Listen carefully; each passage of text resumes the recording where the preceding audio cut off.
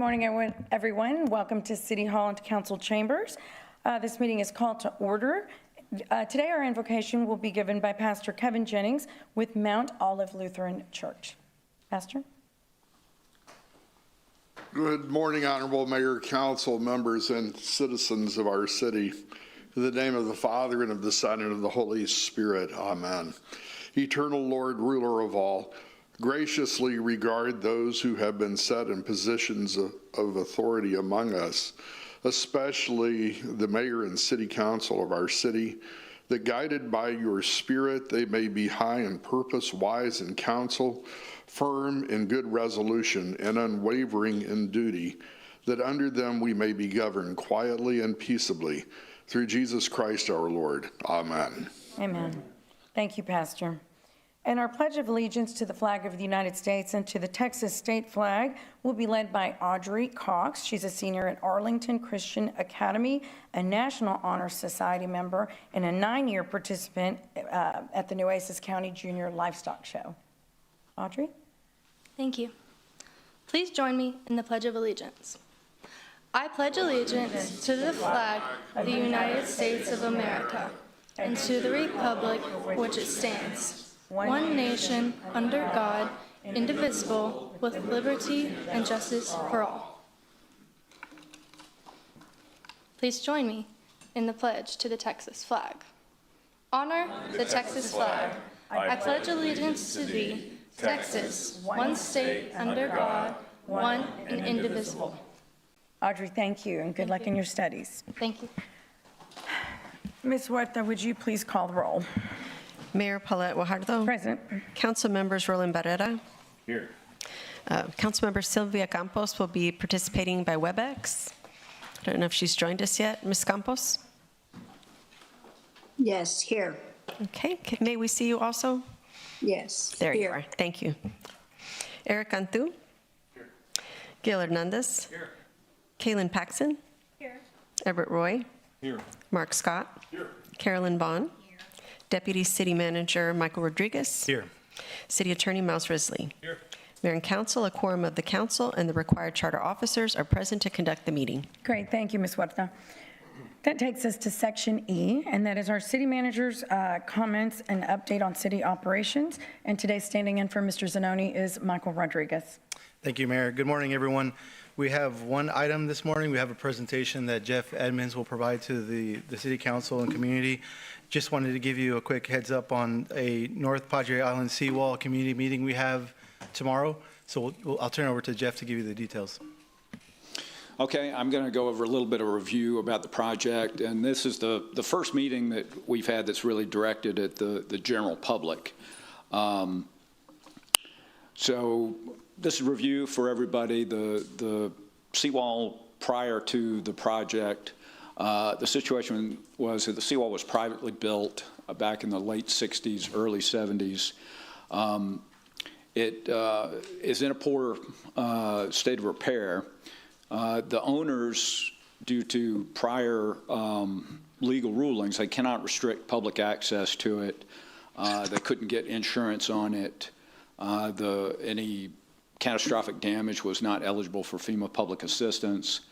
And some of these questions over the seawall were an impediment to development there. So these are some prior actions. This is a project that was first included in the FY24 CIP to rehabilitate the seawall. We've had some various meetings, like I said, that were directed at the property owners and acquiring the easements that we needed to assume maintenance and to construct this project. In January of 25, the city voted to accept the easements and to assume maintenance responsibility of the seawall, which is a huge boon to the adjoining property owners there. And I think that has the potential to really unlock development in the area. Now, one thing that I've been pursuing based on the challenges that we had with the Packery Channel and the FEMA reimbursements, we tried to take action to help ensure we don't go through a similar I guess, do loop with FEMA if there's ever any catastrophic damage to the seawall. So we got a letter in February 25 that we think is going to help enable us to receive FEMA public assistance in the event that the seawall is damaged. And you may recall we had some funding issues with TERS 2, and in January of this year, we took action to be able to fully fund this project. That might be a little hard to read. That's the current CIP page that was adopted at that January TERS meeting, and just under $17 million total project budget. Next steps. So we have incorporated some landscape architecture features into the design that is going to be previewed for the first time with the public. We have, as per the easement agreements, the adjacent property owners have reviewed those and approved that. Some prior looks at this that you might have seen, we had some benches and some shade umbrellas. The folks primarily in the condos were not in agreement with that. They didn't want any of those in front of their property. So the adjacent property owners have previewed this and agreed to what we're proposing. We're having the meeting tomorrow and to go over the path forward on the project. We're planning on advertising for bids this summer. Hope to start construction shortly after Labor Day. And this is the advertisement of the meeting. Everyone is invited. It's at Wyndham at 5:30 tomorrow. And that concludes my comments. Great, thank you, Jeff. Councilwoman Paxson.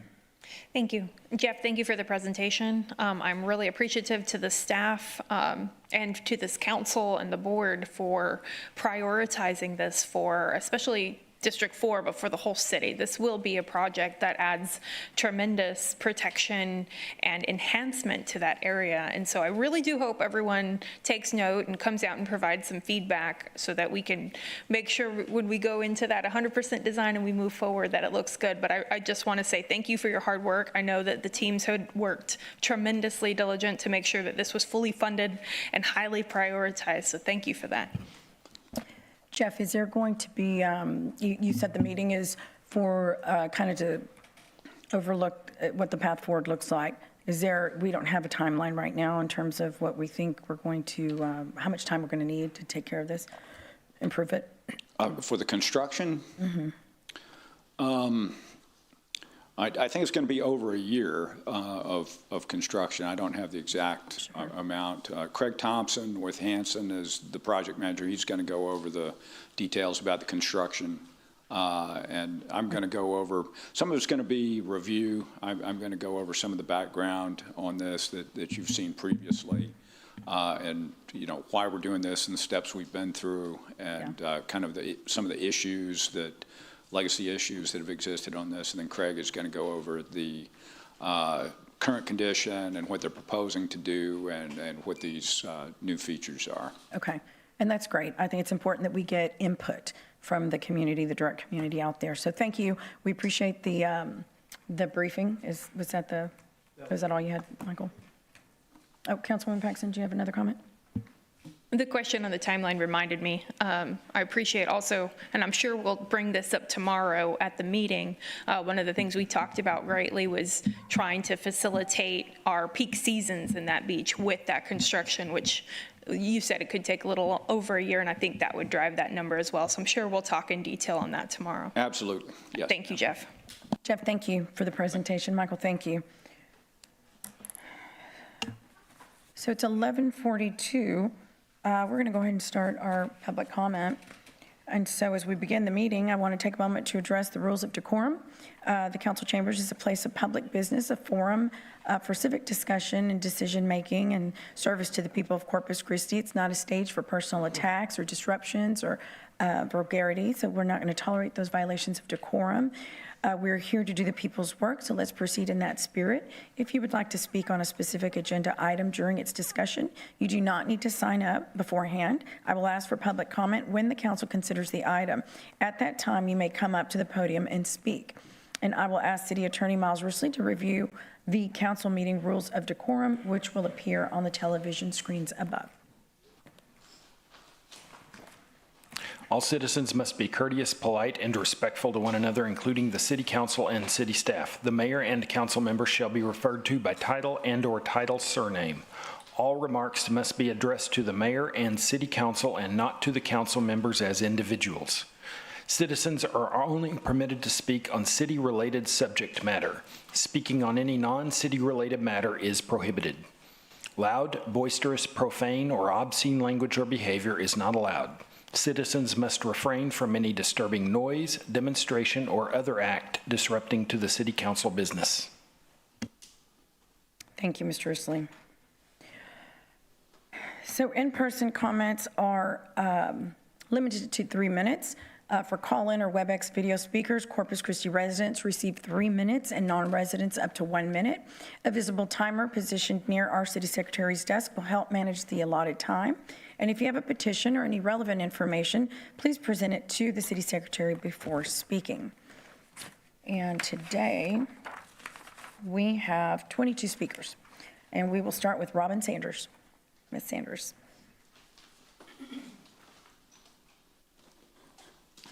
Good morning. I'm Robin Sanders, District 1. Want to start with the oath of office that each of you took. I was here and watched it.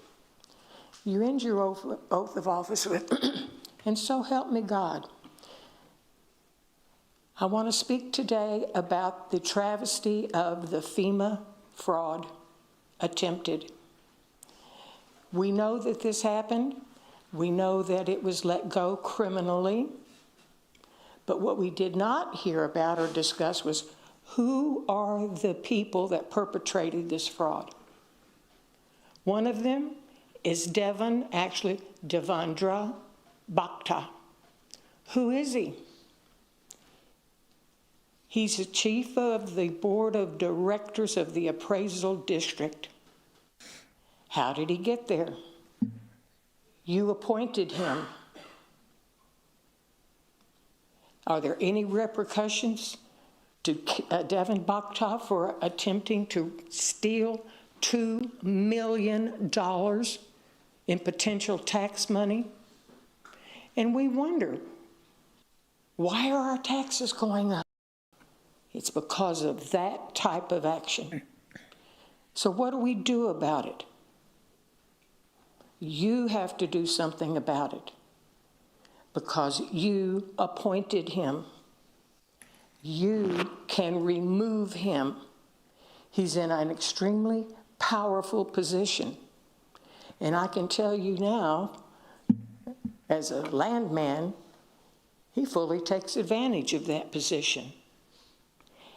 You don't just wake up one morning and say, gee, I think I'm going to rip off $2 million.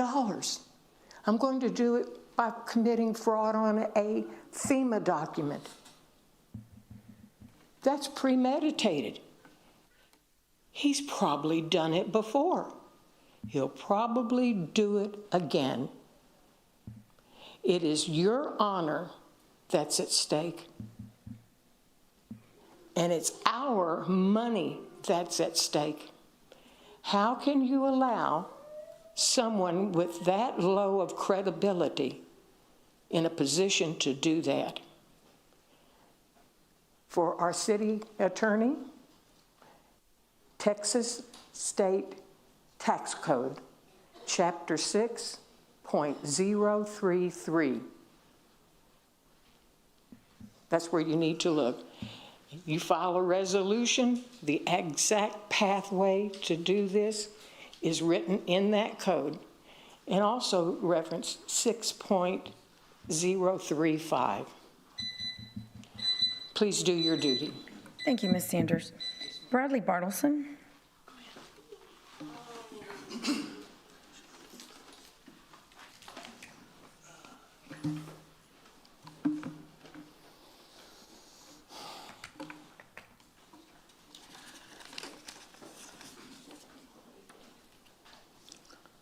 I think you have the order out there. This isn't slide 1.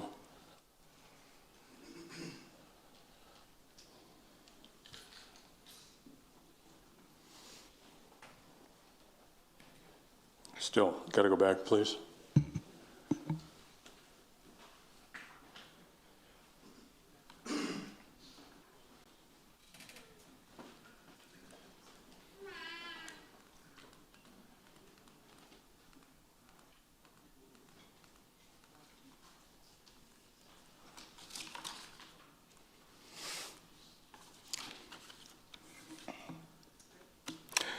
Brad Bartleson, Corpus Christi.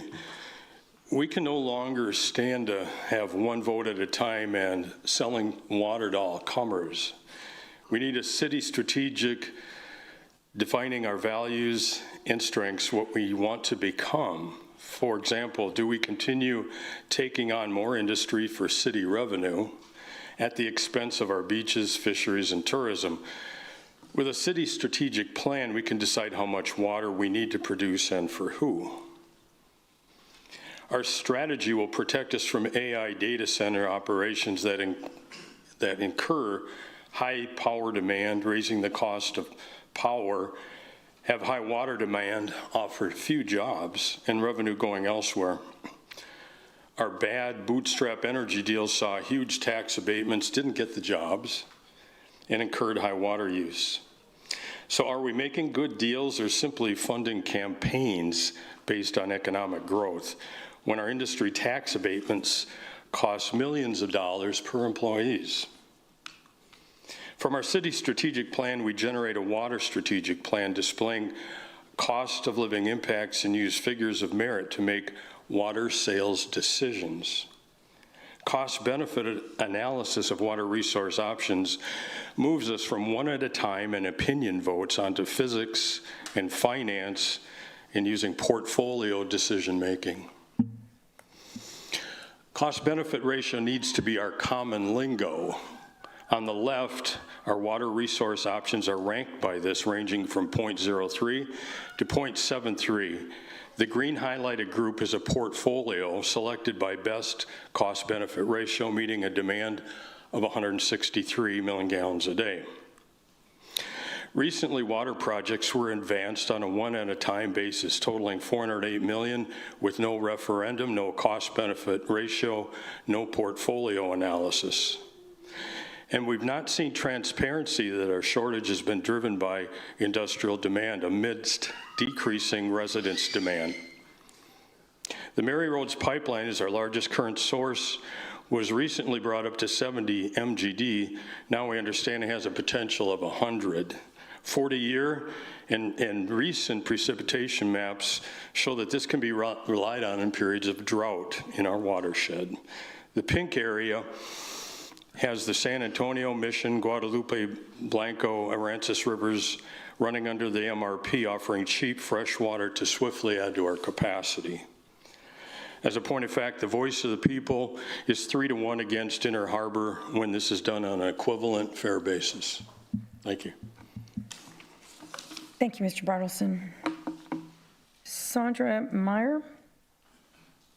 Sandra Meyer? Mr. Followell?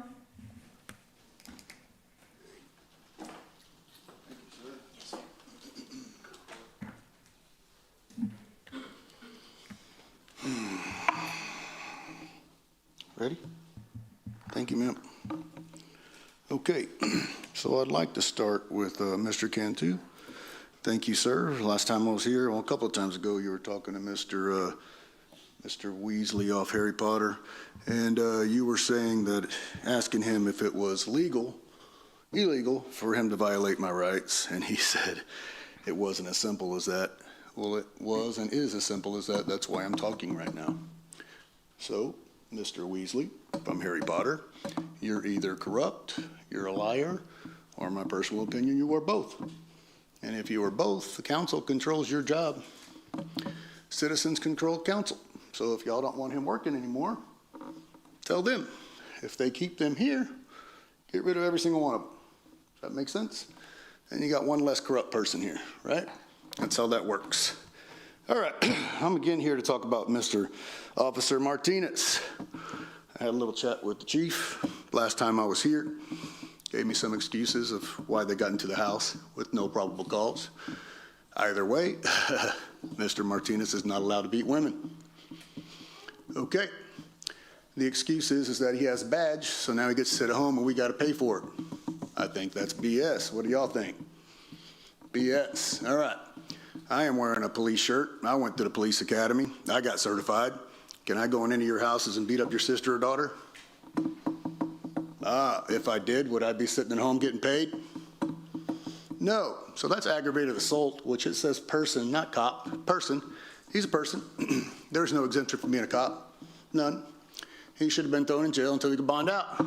Of course, if he's poor, like most people, you sit in jail for 180 days till you get a speedy trial.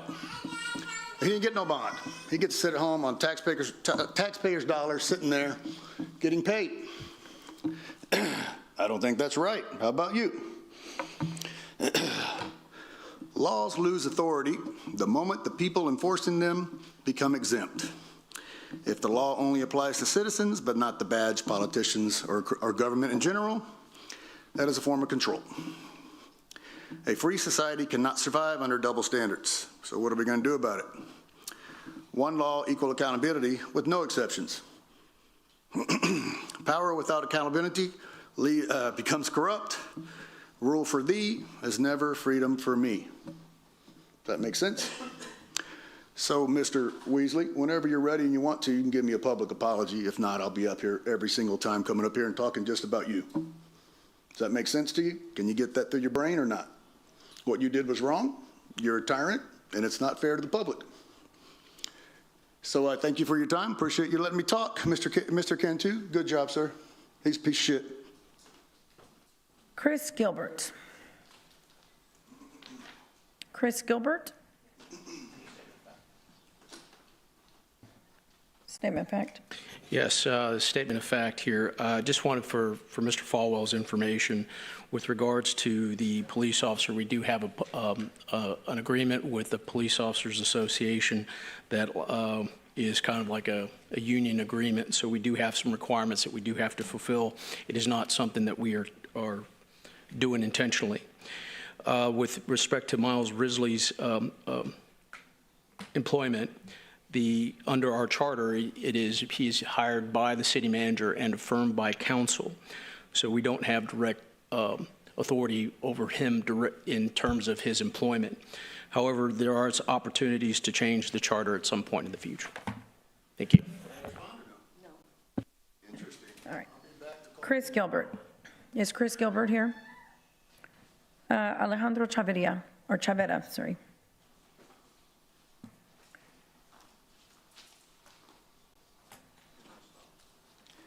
Alejandro Chavera, District 3. I'm back today to talk about these, how could I call them, rain cashers that I've been talking about. These systems are in place already in other countries, but they only run like 5 or 6 panels, maybe 15 feet tall, feeding 20 to 30,000 people in villages. What I'm talking about is making the whole river system a way to get more water into the river. This would require more than Nueces County. This would require every county that sits along the Nueces River. And the reason I'm saying that is I've studied the underground rivers, and I've seen them. When I used to build water burgers up in west of Houston, northwest of Houston, we saw the big holes, and you could see the rivers underneath running underneath. I mean, might have been maybe 100 feet down. You could see these rivers. What's happening is man is just building and building, not realizing that how are you going to keep up with this, this people, this industry? You're just draining and draining. We're not having no rain right now, so that's even worse. These require rains to happen for them to put more water into the system. And all we're doing is just draining and draining and draining. What I'm talking about is something that's never been attempted by any country, nobody. Like I said, they do 5, 6 panels. I'm talking about hundreds of panels. I mean, I've already collected on a 3x4 panel that doesn't move. Remember the rain last night? Well, I already got close to 10 gallons on a little panel. I mean, we're here, we're wasting time. That's why I needed this meeting with you guys. I cannot talk about everything right here in 3 minutes. Another thing is foundations. Everybody's having problems with foundations? Get Black River rock. Take the soil away from the foundation. Go maybe about 8 inches. down and come about a foot out, and then slant right into the bottom of those 8 inches, and then pile those rocks in there. Keep that place clean. You'll see that those rocks are going to make water. They're going to keep that area moist. I mean, fortunately, I have grass. Another thing is, the problem that I'm seeing is that when they're building houses and stuff like that, everybody forgets about solar orientation. These guys, if it took another hour to plan these houses, sorry, I'll continue next week. And I'm still waiting for the phone call. Thank you, Mr. Chavez. Scott Barraza?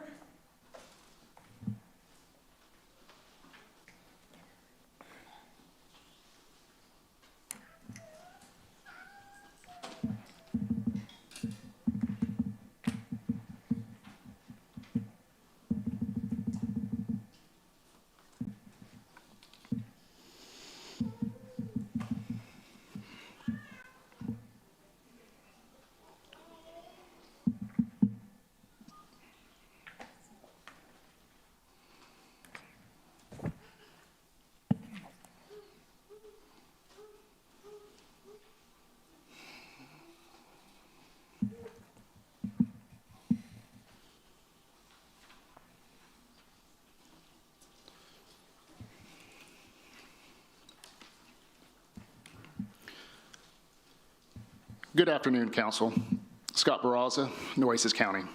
Let's talk about the administrative stonewalling of information by the city.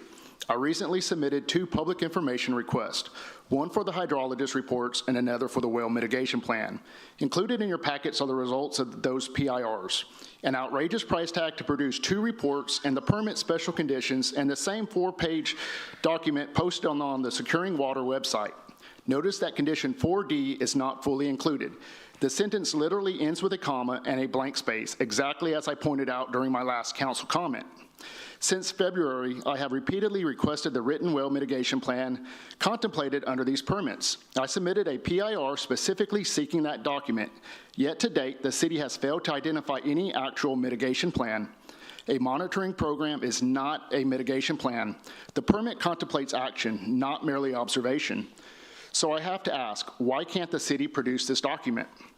At some point, continued refusal to clarify compliance obligations begins to look less like oversight and more like deliberate indifference. The repeated production of unrelated monitoring documents while refusing to answer direct questions regarding mitigation procedures appears to constitute a constructive denial of information. My requests remain unanswered, so I have filed an AG complaint in response to the documents I received at my PIR. I also requested a hydrology report I previously referenced here. First, I was told it could not be released because it was a draft. Then, after resubmitting the exact same request, I was told it would require 40 hours of labor and $723.50 to fulfill. That gives the optics of not wanting to release it, doesn't it? 40 hours to place what is essentially 2 reports onto a flash drive. I requested clarification with the city on those costs. When that went unanswered, I submitted an AG cost complaint. I judged institutions by actions, not press releases, not talking points, and not promises. Actions. If I'm having this much trouble now just trying to get answers to how the city will deal with the issues caused by the wells, what can I expect when actual real-world issues start? I've yet to see clear-cut plans on how to deal with damaged wells. I've yet to see the source of the proof that these wells won't cause issues. The only thing I've seen is a stonewalling of information. If the Evangeline wells can potentially cause issues and is now granted a contested case status, what does that say about the Nueces groundwater wells? 24 million gallons a day on 22,000 acres versus 27 million gallons a day on 265 acres. I think you all know what is coming. And based on the actions I've seen, not the promises, the actions, if wells start failing, rural residents are going to be left shit out of luck. Thank you. Thank you, Mr. Barraza. Michael, can we address that? So our city attorney's office manages the freedom of information request. So Miles.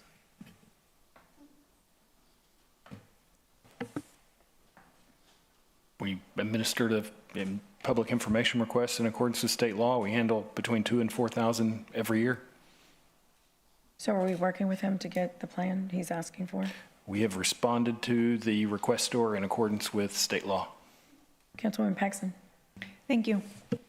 I can give this to our constituent coordinator and ask for a copy to be made. Michael, if you could get a copy of each of these pages in Mr. Winkleman's possessions, I would like a response to each of these questions so that it's relating to each item. I don't know where the breakdown is. Every time I ask Mr. Winkleman, he feels he's provided the information. So I think this gives us a good outline that perhaps we can close some gaps. Can we do that? Yeah. Thank you. We can do that. Susie Saldana. Oh, Councilman Cantu. Miles, are we really charging the public this kind of money to get open record requests? $15 an hour is actually a pretty, I mean, it's hard to find people who will work for $15 an hour. $723 for their information is that's a lot of money. $723 for documents that they want to see. $15 an hour is the statutory charge. We get that from the department we made the request to. And that's the time it takes for them to compile this information. Normally, our cost is going to be much higher than $15 an hour because it's hard to hire people at $15. So our cost is probably going to be $1,500 to respond to the $1,500, maybe $2,000 to respond to that. And those departments don't have that just sitting around otherwise. Is there cities that don't charge fees? For information that's not currently available, I mean, I think also that this is the statutory methodology. It's the statutory cost plan. $15 an hour is, that's the statutory amount. I don't think there are cities that are charging less than 15 that I know of. Cities make vast amounts of information that are available to the cities, available to the public online. This is what he's requested is information that hasn't been made available online, and we're simply charging the number of hours that have been reported to us by the department. Okay, thank you. Susie Saldana. Okay, now, where do I put this so it shows? I need to show it for it to show up on the screen.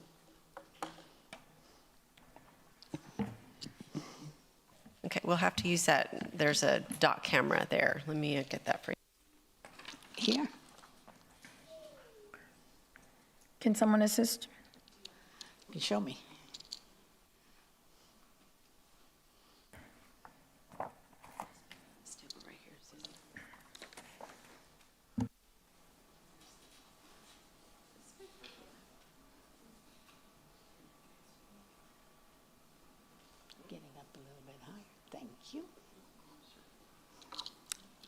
Thank you. This is Susie Luna Saldana. And I come before you because you're going to be handling some things today, and I need for you all, as well as the people of Corpus Christi, to understand where it's coming from. Who signed petitions and who signed impeachments? These are the people that are responsible. These are the people that are responsible for what you're going through. These are the people that are responsible for bringing it. And you got to tie the things together. You've got people there, and we all know about Ms. Caballero. She's the one that filed it. Everybody talks about it. However, there are other people in there, people that need to be brought to the light, that people that need to know who is doing this and why. You've got a hoteler in there that you refuse to look at the permits that they allegedly misinterpreted and were fraudulent. You refuse to look at them because they were good people. But you're willing to hear about a $2 million of a person whose life you have actually tried to destroy. That tried to destroy, tried to bring it down. This is more than a witch hunt.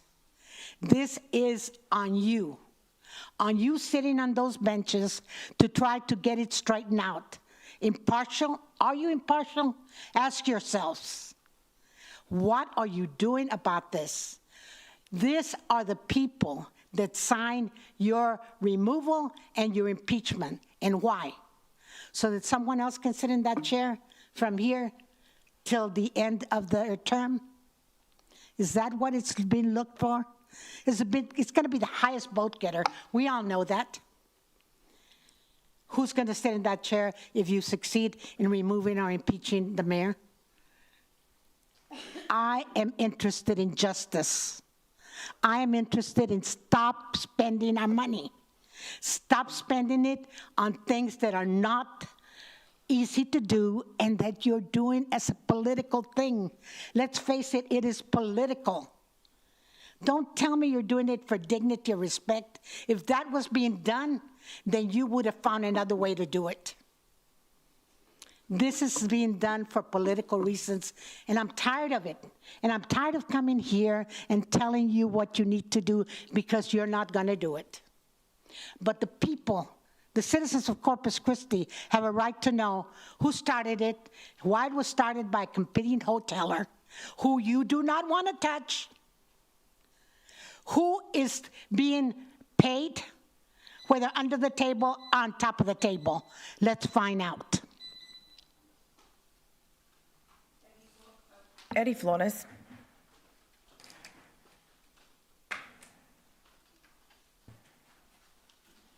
Eddie Flores, District 2, Corpus Christi, Texas. Hi, I'm here. Let me tell you, good afternoon, good morning. I had a great visit with in my district. It's an old district, and it's in District 2. I believe Silvia Campos, she's my representative, but they sent a city staffer. What a great attitude, man. I mean, she explained everything. We walked the whole block, the city staffer and I. And I come here because where I live, the sidewalks are terrible. And if you're in a wheelchair, even if it's a battery powered, you're not gonna make it. But this city staffer was very polite, very knowledgeable, and she took the time to explain to me. And I know my district is an older district. I've lived there 47 years, and it's changed.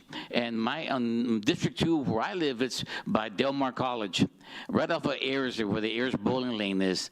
And the problem there, too, with our streets is because we have no drainage. There's no drainage, there's no sidewalks, and the sidewalks that are there, they're broken up. Time and replacement needs to be done. But I came here to say, look, I appreciate what everybody's doing here. It's not an easy job being a city council. I realize it. And I don't want to be like Austin or San Antonio. I want to be like Corpus Christi. And you'd be surprised how many people love Corpus Christi. And our kids don't want to live. They did not want to, go away from Corpus. But, again, jobs, education, and so on and so forth. But in our area, and I would invite the mayor and the city manager or any city councilman, take a tour with me, walk with me. This morning as I did my walking, and it rained some in my area, but we have no drains. So the water just stays here, and it's terrible. So I wanted to thank, personally, if Silvia Campos is listening, thank you to the city staff, for she was very polite, very knowledgeable, and Mayor, she did a great job to explain to me how the system works. Thank you. God bless. Thank you, Mr. Flores. Jaden Birdwell.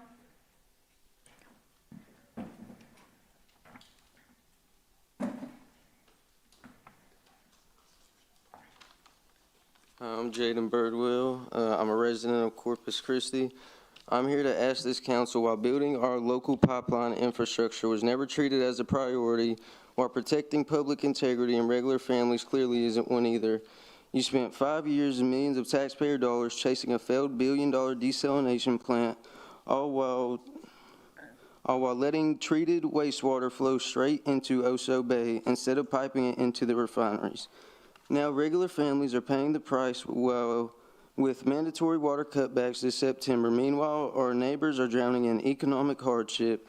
We have a visible, heartbreaking homelessness crisis on our streets right now, including disabled individuals and veterans who served our country, while working families can barely even afford the soaring cost of basic gas, water, electricity, and groceries. Instead of taking care of the people already here, what do? You roll out the red carpet for a massive multi-billion-dollar AI data center campus to pull from our regional power and grid resources. The city is already warning us that the utility rates are going to spike again to fund these supply expansions, and we've already seeing the insane rate projections heading towards 2030, you are forcing local residents to subsidize the extreme energy and infrastructure demand of massive tech companies while our own people are priced out of their homes.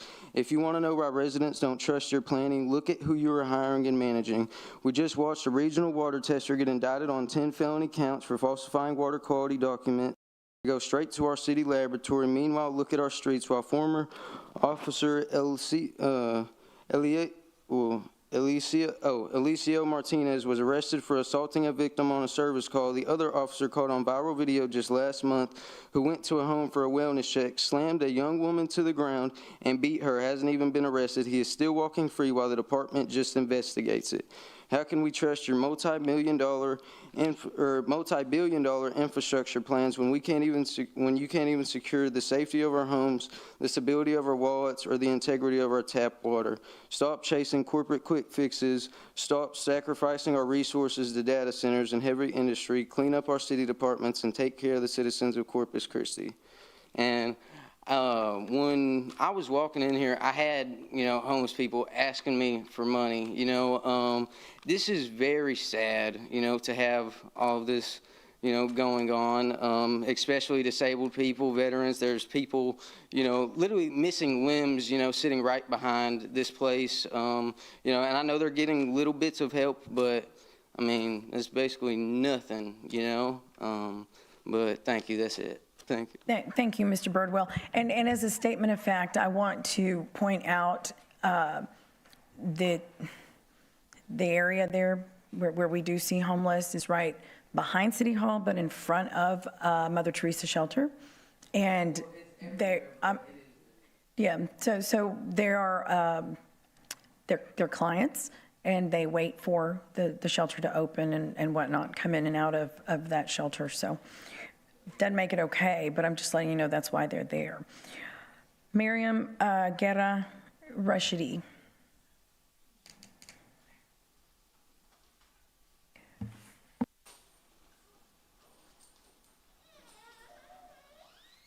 Yes. Thank you. I just wanted to take a real quick statement of fact while you're coming up to the last speaker. We realize and we prioritize that there's members in our community that need some additional services to get directed to. And in our last budget, we created a new position. We added one back so that we can start to address the issue. And taking that a step further, we're also working with the university to really try to address the issue in new ways that are effective, and it's the beginning of the process. But we do recognize it's a priority. Thank you. Go ahead, Miriam. Okay, I'm a little frazzled, so hope you're having a great day. Miriam Guerra Rashidi, District 1. In 2015, Pope Francis wrote the encyclical Laudate Si on the care of our common home. The same year that the Obama administration repealed the Crude Oil Export Act, which greatly impacted Corpus Christi to the detriment of many residents simply trying to defend their homes and their environment. Pope Francis begins with a prayer by Saint Francis, who called this planet our sister, Mother Earth. But then Pope Francis continues, and I quote, "This sister now cries out to us because of the harm we have inflicted on her by our irresponsible use and abuse of the goods with which God has endowed her. We have come to see ourselves as her lords and masters, entitled to plunder her at will. The violence present in our hearts, and I'm inserting here, by greed, pride, and arrogance, lack of compassion towards the animals and the people whose homes have been stripped from them, is also reflected in the symptoms of sickness evident in the soil, in the water, in the air, and in all forms of life. This is why the earth herself, and I'm including here, in Corpus Christi and throughout the coastal bend, burdened and laid waste, is among the most abandoned and maltreated of the poor. She groans in travail. We have forgotten that we ourselves are dust of the earth. Our bodies are made up of her elements. We breathe her air, and we receive life and refreshment from her waters. The earth, including especially the water, is not a commodity for us to sell to the highest bidder at the expense of people who deserve the right to access to clean drinking water. Not just the people here in Corpus Christi, not just the people, but the animals, everything, our ecosystem, we are all suffering, and we need to do something about it. Let us make a stand here in Corpus Christi against the Trump administration that has, again, rolled back regulations for the protection of our environment. We have to take a stand. Please, I beg you. Water is not a commodity. Our bay is not a commodity. Thank you. God bless you and your families. And I just want to let you know, I really enjoyed the prayer you sang the other day. It was beautiful. Thank you. God bless you. Thank you. Fatima Guerra Rashidi.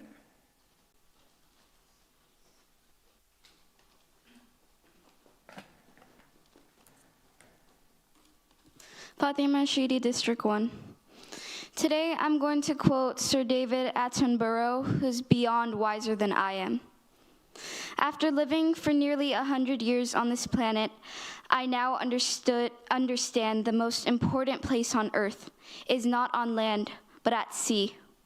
The future of humanity, and indeed all life on earth, depends on us. The ocean's power of regeneration is remarkable, if we just offer it the chance. We are in reach of a whole new relationship with the ocean, a wiser, more sustainable relationship. The choice lies with us. If we save the sea, we save our world. But in Corpus Christi's perspective, if we save our bay, we save our city. Water is not a commodity. Thank you, and God bless you and your families. Thank you, Fatima. Julian Hernandez. Julian Hernandez. Jared Suarez.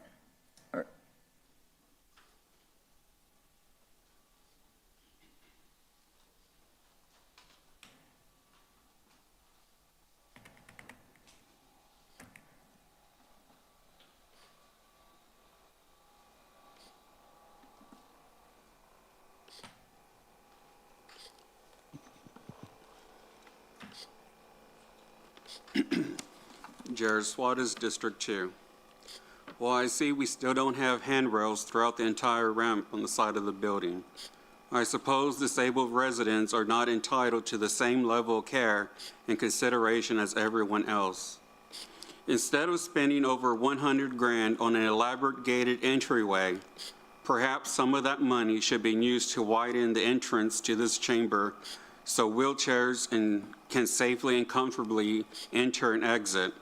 The narrow doorway and limited time allowed for the automatic doors to remain open create what I believe to be a serious safety and fire hazard. I also respectfully request that the city add a dedicated ADA violation category to the 311 app.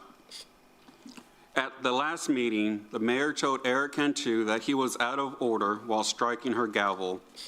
Maybe the audience should have gavels themselves to strike when the mayor breaks decorum. Several weeks ago after my speech, the mayor laughed at me, which can be seen and heard on camera. Then last week, multiple speakers discussing tennis and pickleball received applause without issue. Yet when they applauded for me after my comments, the mayor immediately ordered the room not to clap. These actions are hypocritical and selective. A petition to pursue the mayor's impeachment was legally filed and passed by a majority vote to move forward through lawful channels. If everything was done legally, why is the city and the council members being sued over exercising lawful civic action? Majority of the residents want your removal. For a city known as the body of Christ, our actions should reflect those values. Instead, what we see are actions of another Judas. Many residents feel betrayed by the very officials elected to serve them. That is why I hope that this council will consider placing a full independent financial audit on a future agenda so the public can have transparency and confidence regarding potential conflicts of interest and financial influence. May Christ, through the intercession of our Blessed Mother, renew the faith, integrity, and unity of this city. Don't forget to pray your rosary. God bless. Isabella Reza.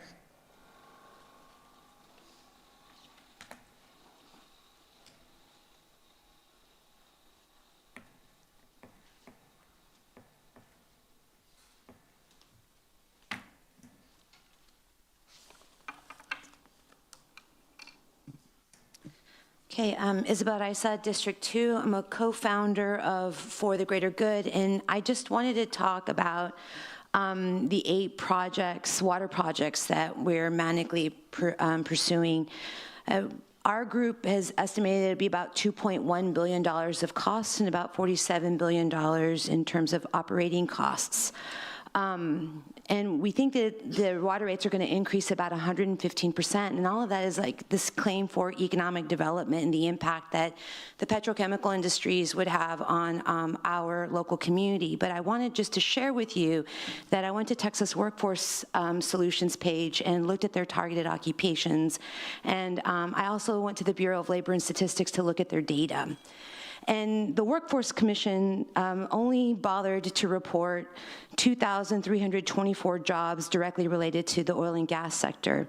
There are 187,690 jobs, according to the Bureau of Labor and Statistics, in the Corpus Christi metropolitan statistical area. That includes all of Nueces County, all of Aransas County, and all of San Pat County.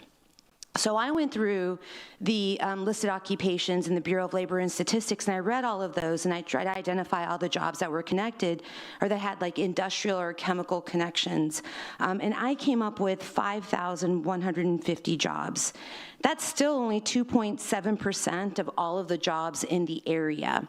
And I want to just kind of talk about how in February of 2023, there was a group called the Gulf of Mexico Youth Climate Summit that came to City Council in good faith and had really asked for and done their homework around a sustainability committee and got time to meet with Zanoni. And, you know, the cynics who have been around for about 10 years now were like, oh, these poor people have all this hope in our city council. And I just want to say that had you all listened to them and thought about the sustainability committee, like this is the stuff that we would be talking about is those industries that we are recruiting. Do we have enough resources for them? Now there's that rumor of the data center that's going to use millions of gallons, and it's only for 200 full-time jobs. And then you're manically pursuing things, and we're this water crisis. And one of the proposals is to actually have people work only 4 days. Well, guess what? That day that public institutions aren't going to be operating, people are going to be in their homes. They're still going to need water, and their allocation is going to go up. You guys aren't solving the problem. Y'all are just doing this smoke and mirrors. And I'm glad that people are starting to pay attention because you're seeing the hypocrisy, the unfair treatment, the catering to industry that For the Greater Good has been talking about since 2016, since the water boils. It's never enough time. Thank you, Ms. Raiza. Adam Rios, you have a statement. Statement of fact. I've heard the data centers mentioned a couple of times. Those are out of the city limits. They're in Robstown. It is Nueces County, but it's out of the city limits. So we wouldn't be the provider for that, I wouldn't think. Or would we? Well, water supply. I know. And we all are getting water from the same source. So yeah, that's fine.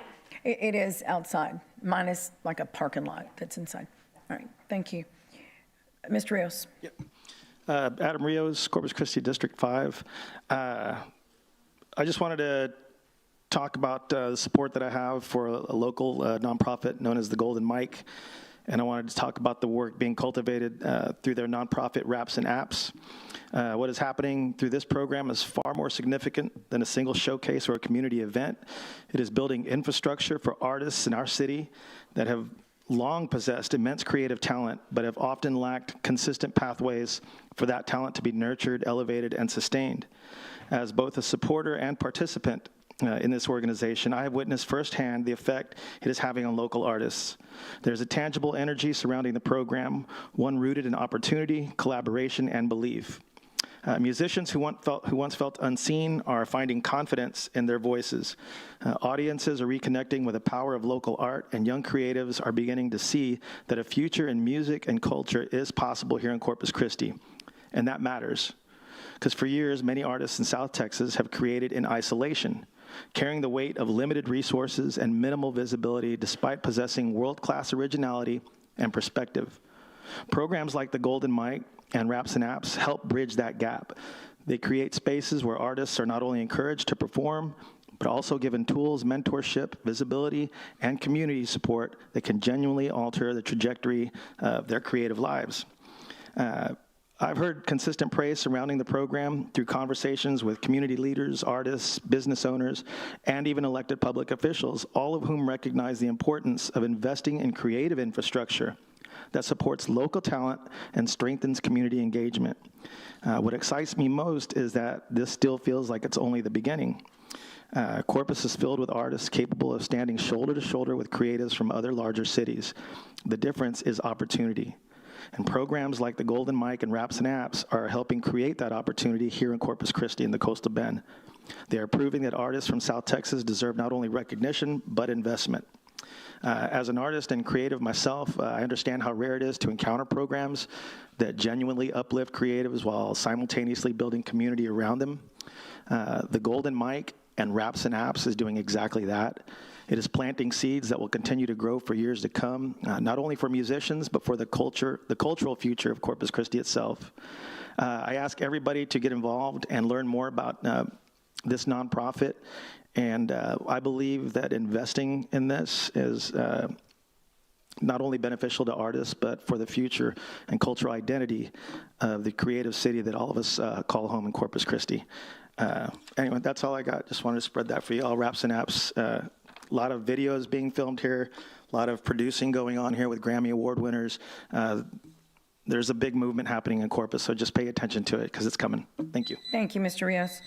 Melinda de los Santos?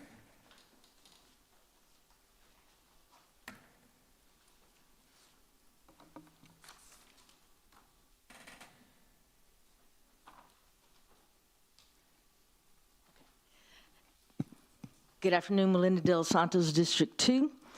On a positive note, I want to give kudos to Sean Flanagan from Citizens Defending Freedom for an outstanding One Nation Under God prayer rally held Sunday, May 17th at Cole Park, where we celebrated 250 years of One Nation Under God.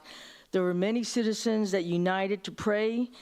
And see, now we had rain last night, and we have a 30 to 80% chance of rain all week. Thank you, Sean.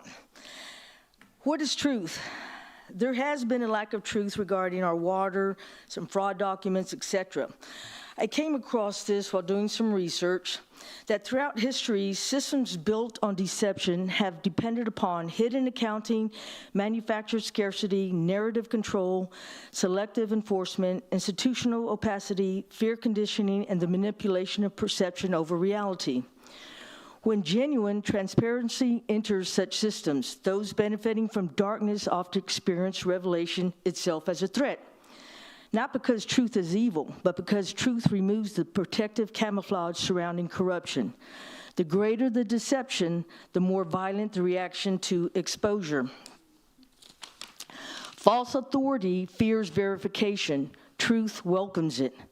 Because what is true does not fear examination, and systems aligned with honesty, mutual consent, transparency, and accountability become stronger when exposed to light, not weaker. The deepest terror for manipulative power structures is therefore not war, scarcity, or chaos. It is a humanity capable of thinking critically, verifying independently, rejecting fear-based control, withdrawing consent from deception, and recognizing that no institution outranks truth itself. For that reason, I do support the pretrial hearing regarding the mayor because the citizens of Corpus Christi deserve truth. Lastly, regarding the city health, some of you may remember a group of citizens speaking, requesting adding information to the form consent to the informed consent regarding the COVID vax. There is an abundance of information regarding specific lot numbers where there's a 4,000% more adverse events than others. There's certain lot numbers with near zero adverse events because those had a saline, placebo, or water with the label.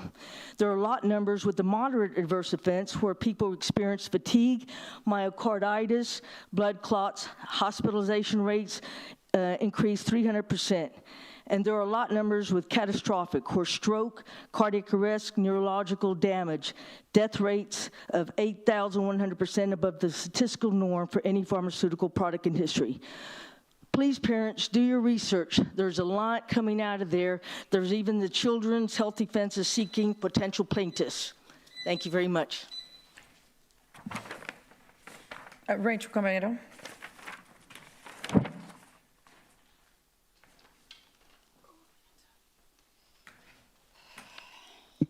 Rachel Caballero, D1. As far as the public information requests, I'm not sure that the community is aware that over the course of the last 2 years, there's been at minimum 13 findings by the Attorney General's office where the city of Corpus Christi overcharged and they were forced to provide public information that they were fighting against supplying. I personally, the fact that it's $15 an hour is a little bit of is misleading the community because the city also charges a 20% overhead charge. I got charged $107 for 3 text messages. $107. So this is not working with the community. This is a bureaucratic office withholding information that belongs to this community because we pay it via our tax dollars, and that is 100% clear that it is not transparency. So there is an issue in the legal department with providing information to the general public via public information requests. And I'm asking this council to please address that, because whenever city staff does something wrong by lying, it looks bad on the council. So please look into that further. Second thing is, I am very, very proud to be the originator and filer of the petition for the hearing today to remove Mayor Paulette Guajardo. Sensationalists make this something bad because they're getting paid to do that. They're getting paid to make this be negative. And they're getting paid to think. They don't think for themselves. They think based off of who is paying them how to think.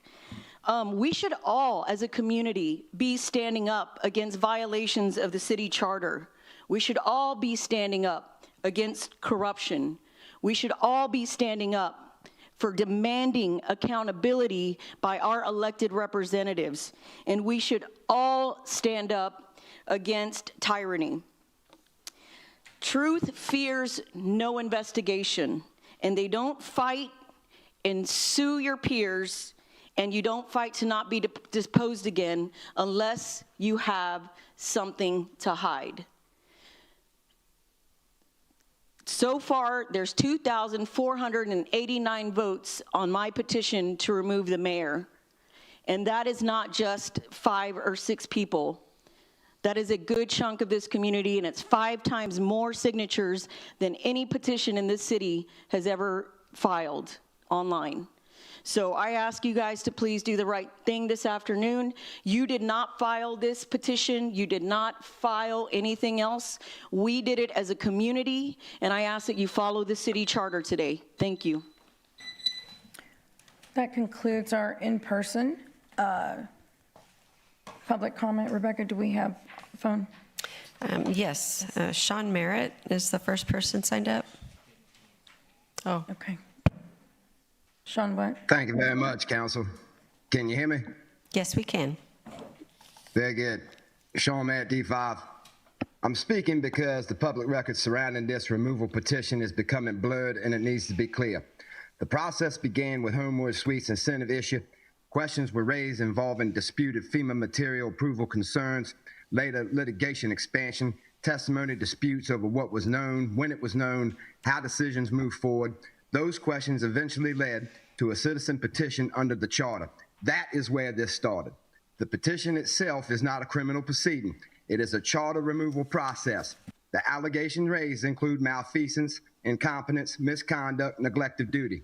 Evidence is reviewed, findings reached, process moves where the record leads.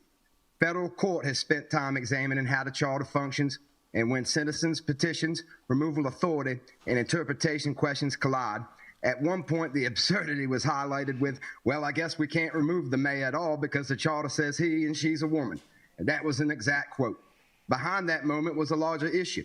Citizens initiated this process. Council did not write the petition, create the allegations, or originate the complaint. The mayor has publicly argued this effort is really about desal, tied to Inner Harbor, tied to Corpus Christi's water future, tied to water interests, tied to democracy itself. Public discussions have shifted from Homewood, FEMA questions, conduct allegations, and the petition process toward a desal narrative. Record clarification means separating those subjects. If removal becomes the desal fight, the public gets pushed into false choices. Support desal or support corruption. Question Inner Harbor or oppose long-term water planning.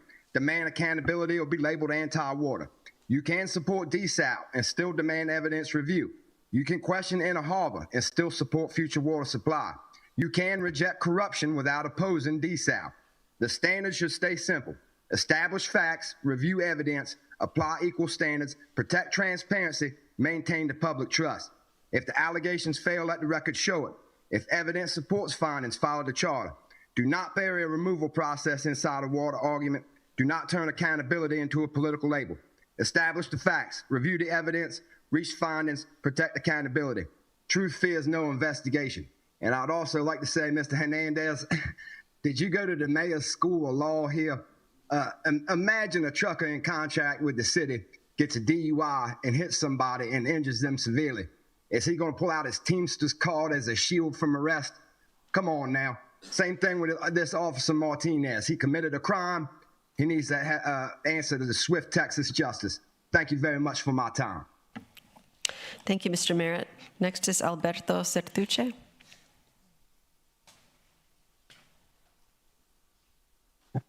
Hello? Hello, Mr. Certuche? Yes. Okay, we can hear you. Go ahead, sir. My name is Albert Certuche, District 3, owner of Hard Life Bait and Tackle and Team Hard Life YouTube. Our channel has over 200,000 subscribers, and we're growing. We have been coming and paying attention to City Council and what they are doing and or not doing. I would like to also thank the Fab Five for standing up for taxpayers against these industries and lobbyists on City Council. I'm speaking on item 15 now, and it has been made abundantly clear how this is so important to the state that we are tired of being taken advantage of, lied to over and over and over again. Enough is enough. We have sat here and seen firsthand that the mayor doesn't care and will lie straight to our faces, especially when it concerns the Inner Harbor desal plant. On that, let's speak on that experimental desal plant. The word experimental gives whomever is doing it no accountability. They can say when it fails to operate, it was experimental. When it has to stop operating because of the ecological disaster it created, those same people can say, oh yeah, it was experimental. Okay, so now that we cleared that up, who is going to be responsible for those lawsuits that come from those companies that will have to shut down because they don't get the water that was promised from this desal plant? That question has been asked by me numerous times and is still yet to be answered. Are we still going to be financially responsible for this desal plant that doesn't work? I'm assuming yes, because we paid to have ourselves financially ruined by this deal. The government loans still have to be paid back. And guess what now? We have an ecological disaster, which will affect our tourism, fishing industry, and hundreds of local businesses. Why are the city taxpayers being held accountable first when we don't even account for the amount of water that industries use? If we were to stop using water completely, industries could use up all that water within months. Industries are making billions per year in profits, and that's how the rich stay rich. While fighting for the amount of taxes that they are supposed to pay, they refuse to pay. Industries need to be held accountable first for the water they're using over taxpayers, because they're the ones using the majority. And then they are also paying less per gallon for it with no accountability. How are you going to hold the taxpayers accountable when you can't even do that with the industry, who are using it the most and paying the least and not even paying their fair share?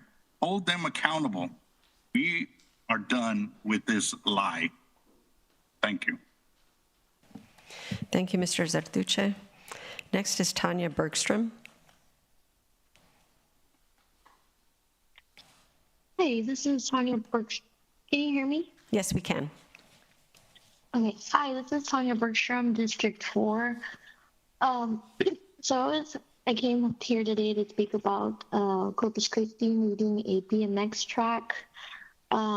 It gives kids, teens, and families a safe and positive place to ride and stay active. Right now, many riders practice in parking lot, streets, or unsafe areas because there's no official place for them to go. A BMX track would provide a safe environment where riders can exercise and spend time outdoors. Right now, the closest BMX track is about 2.5 hours away. That makes it difficult for local riders and families to participate, practice races and events regularly. Many families cannot travel that far every week just for their children to enjoy the sport they love. Corpus Christi riders deserve the same opportunities as kids in other cities. A BMX track could also help keep kids on e-bikes off of dangerous streets and sidewalks across the country. E-bike injuries and accidents have increased as more kids ride in traffic in crowded public areas. National studies show that e-bike injuries in the United States significantly rose between 2017 and 2022. Residents in Corpus Christi have also raised concern about reckless e-bike riding and safety issues on local streets and sidewalks. A BMX track would give young riders a safer and more controlled place to ride, learn responsibility, and stay away from traffic. The BMX track would also benefit our community financially and socially. BMX community would also bring visitors to Corpus Christi, helping local restaurants, hotels, and businesses. Most importantly, BMX teaches discipline, confidence, and hard work while giving kids something positive to focus on. Corpus Christi is an active outdoor city, and adding a BMX track would be an investment in our youth and our safety and our future. Thank you. Thank you, Ms. Bergstrom.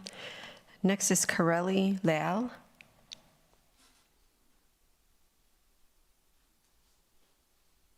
Hello, guys. Can y'all hear me? Yes, we can. All right. Thank you. My name is Karendi, District 3. I'm calling today to speak about the water issue and how I'm still not 100% sold that things are being fair between all water usage classes. I'm still seeing a special treatment on large volume water users and also water users when it comes to the seasonal averages.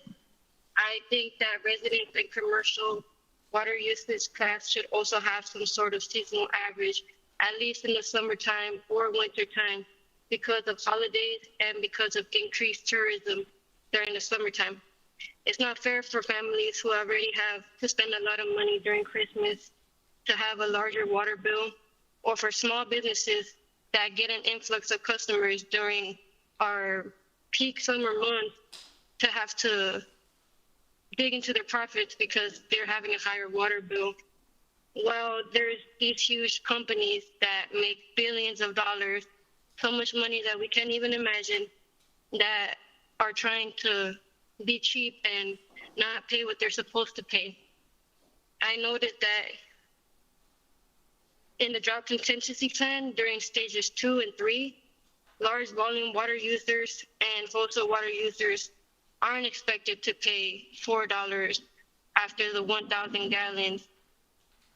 And to me, I know that they use a lot of water, so when you use a lot of water, when you buy stuff wholesale, you usually get it cheaper, but this is not something that we can just waste like that, water is very important. I believe they should be paying at least the $4 a gallon as well over their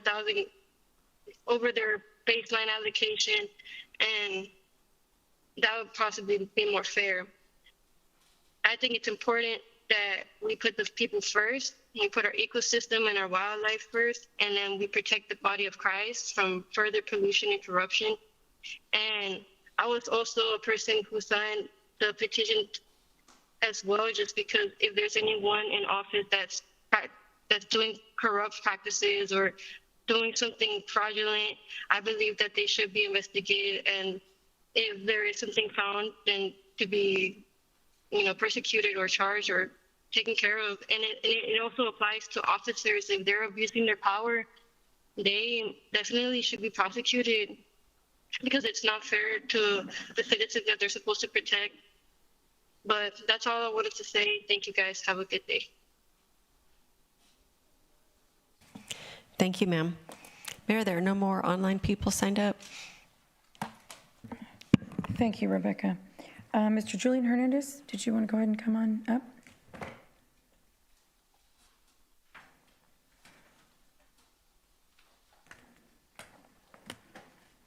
Hello, thank you for receiving me. I understand y'all started a little early or something. Julian Hernandez, D3, Council, Mayor. I guess initially I was going to reference the DCP. I was on a call last week that also they couldn't hear me or what have you. But I know it's going to go before you guys to vote on the next revision. And the last time I was here, I stated when the different DCPs came by or when they were introduced. Drew Molly sat up here, and I quoted him that one day, that it's reviewed every 5 years. And of course, we're here a year later reviewing it again. Looking over both of them, and I don't know if you had a chance to review them both, but the first transition when he stood up here and that was passed, it took out the large water volume users industry. It changed the whole format between 1 and 4 and had 1 and 3 and then emergency stages 1 and 2. With that, the large volume water users weren't put back in there. And then reviewing the current one now, all of that was trashed and they're still not in there. And then we're still having to pay the brunt of it. And that leads me to somebody that said something on the comment on the phone earlier. I heard it last week that the residents are paying for a pipeline to the refineries for them to use the non-potable water, the effluent water. When on September 2nd, 2025, item number 1425-1383, it was determined that the city residents have to pay $15 up to 300 gallons or $30 up to 600 gallons. So my question is, if the residents are providing the line to get to the refineries, what are we charging them? Are we charging them according to what was set out for the residents to pay? Because what I read, it's only like $4 or something like that when we go into stage 4. But have we explored the options, or have we explored what we're going to charge them, or are we giving it to them? Because now we're paying for the line. Eventually, we'll pay for the desal and everything else. So with my 37 seconds left, that's something to think about, because we're paying more for that per 300 gallons or 600 gallons. Lastly, I read a quote, and I don't know who published it or whatever, it was online. I'd like to say, we were a city of people before we were a city of industry. And where we got lost, I don't know. But our compass is way off, because the way I see it is we're not a city for the people anymore, or of the people, So, thank you. Thank you, sir. You have a statement of fact. Go ahead. Thank you. Nick, would it be possible to address some of his concerns? I believe that the procurement that you're referencing from last week for that major pipeline issue, the effluent program was identified as a big component to our immediate water supply needs. What we knew is we needed to mobilize our effluent water into our system, and we had a few of our industrial partners step up and say they want to help with that capital cost and also take some of that effluent straight to their facilities, so that didn't all have to go back into the potable system. It could be used at an industrial facility. So it was a project that we were going to use in our total system, and they came in and offset a little bit of it. But perhaps you can meet with Mr. Hernandez and address some of those questions, Mr. Winkleman? Absolutely. Thank you. Okay, that concludes our public comment. We're going to go to consent agenda, items 2 through 9. Do we have any requests from the council to pull any items 2 through 9? 3 and 7. 4. 2? 2 and 6. Item 2, item 3. 4. What was your other one, Councilman Cantu? 7, please. 4, 7.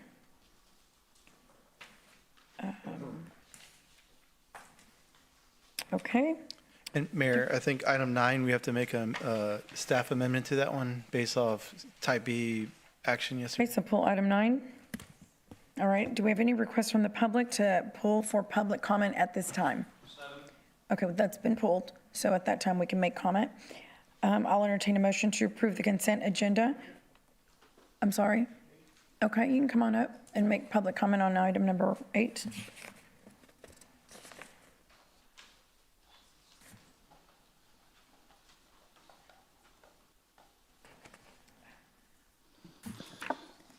So, Julian Hernandez, D3. I thought they were going to read the other thing first and then comment on it. But I guess in reference, just reading over this comment on 8, it looks like nothing against the fire department or anything like that. You know, we all have health insurance. And help me understand it if I read this incorrectly, but the residents are paying with their tax dollars, for the most part, lack of a better term, health insurance for them. Am I reading that correctly the way I read it? Resolution 8, it says, resolution authorizing 16-month agreement with 4-year options Frontline Mobile Help, PLLC, from Georgetown, Texas, the amount of $503, not to exceed $2 million for options to exercise annual physical exams. And I guess from my employment, I mean, nobody subsidizes that. And like I said, I'm not taking anything away from the fire department or anything like that. You know, they do a tremendous job for us, and we need them. But again, when I first read it, it seems like we're subsidizing it, or the taxpayers are paying for it instead of their insurance. Thank you. Thank you, Mr. Hernandez. Yeah, Mayor, I could provide an answer to that. Sure. So during the most recent Texas legislature, they approved the requirement that the firefighters have to go through a cancer screening moving forward. So this is just to abide by that requirement. Thank you, sir. So it's not extra health insurance. Thank you. I'll entertain a motion to approve item number 8 as presented. So moved. Second. We have a motion and a second. All in favor say aye. Aye. Any opposed say no. The motion carries. Item number 2 was pulled, and that is the approval of the May 12th regular meeting minutes. Councilwoman Paxton? Thank you. I just wanted to, Ms. Rebecca, on page 8, at the very bottom of page 8, page 8 of the actual minutes, not of our packet. There's just a slight typo on that last line. On the last line, okay. Move to approve an ordinance as amended. Mm-hmm. On first reading as amended. It was amended, so I don't, how do you, can you explain more? If you why read feel it's a that typo? very last line. Mm-hmm. Oh, mayor. Oh, gotcha. Okay, thank you. Thank you. Okay, I'll entertain a motion to approve item number 2. So moved. Second. All in favor say aye. Aye. Any opposed say no. The motion carries. Item number 3 was pulled by Councilman Cantu. That is an ordinance approving policies to be implemented during level 1 emergency or water emergency. Your question or comment, Mr. Cantu? Thank you, Mayor. I'd like to table this agenda item till we meet with the Corpus Christi Apartment Association. It's my understanding from our city manager that he's going to work with them so they won't be categorized as commercial, but they will be under residential. And I believe we're having that meeting this week with some board members from the Apartment Association. Yes, Councilman Nick Winkleman, Chief Operating Officer, Corpus Christi Water. The multifamily units, apartments, they are categorized as commercial. That is a benefit to them. So if you look at the commercial accounts, you take the 3 years of data from 21 to 24, which is largely before stage 3 drought restrictions. You remove the lowest month of each of those 3 years, and you come up with a baseline, and from there you get your allocation.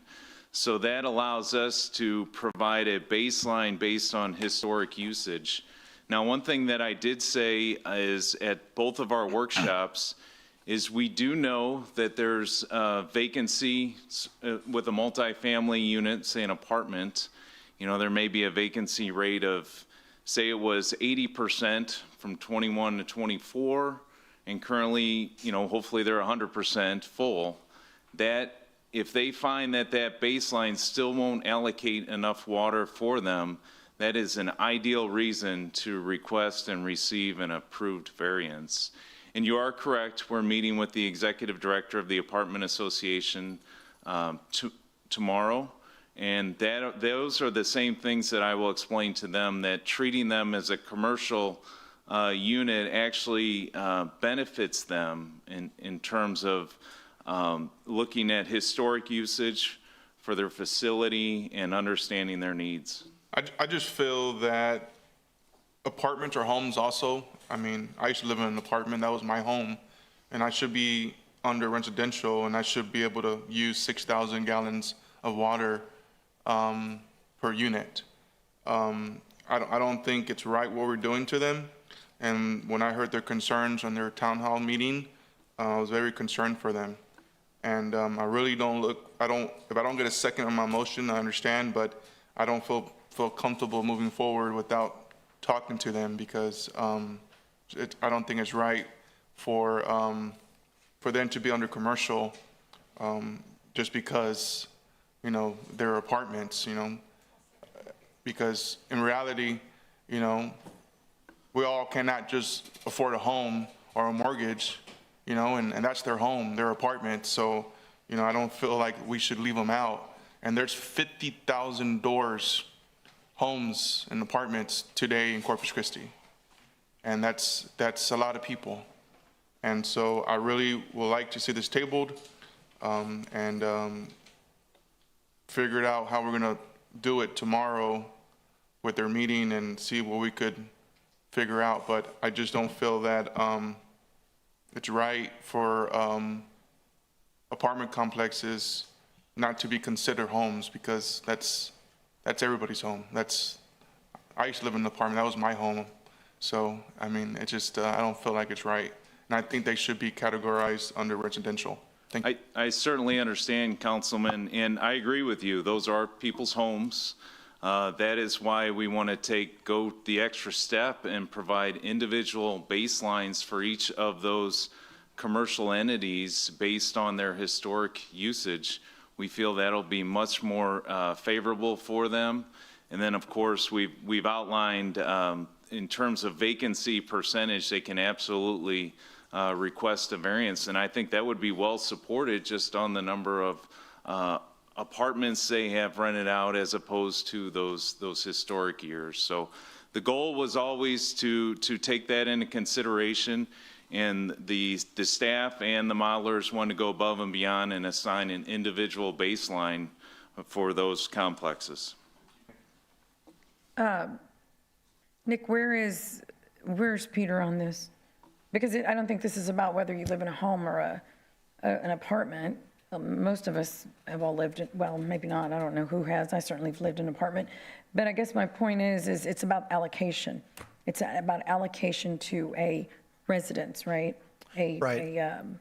And I didn't have an opportunity to talk to Peter before this meeting, but Nick, do you know? I did. So the city manager and I talked last week and then again yesterday, and we worked in earnest to set up that meeting with the apartment association so we could sit down and show them in detail how we're presenting and how we're looking at their units so that we can provide those that individual baseline for each complex. So he's aware that there's a meeting tomorrow, and we talked about the importance of sitting down with the apartment association. They were unavailable at the end of last week. That's why it didn't happen on Friday. Okay, thank you. Councilman Hernandez. Thank you, Mayor. Nick, I was part of a meeting with some of the apartment complex owners, and they were concerned that some of the baseline that we have set from 2021 through 2023 included some of the back end of COVID where they had lower occupancy. And some of the solutions they had provided was to extend that for multifamily to include 2024 and 2025 to account for the baseline for the most usage in a month, and add those 2 years for multifamily. Would that be an issue if we could make that amendment today, or would you like to look at some language on that and bring it back at the end of the meeting? I appreciate that, Councilman. I haven't reviewed the data to extend it to those years. The reason, I can tell you the reason why we didn't include those years to begin with is because the city was largely in drought restrictions, and we saw and we identified that those customers were utilizing less water. So that may inadvertently decrease their baseline, which is something we didn't want to do. Well, you're taking the highest month from those timeframes, right? So over a 3-year period, we're removing the lowest month. Is that on a per month basis, or is it just? So you'd remove the lowest January of the 3 years, the lowest February of the 3 years, the lowest March of the 3 years. And then you'd average out the rest? That's correct, yes, sir. Okay.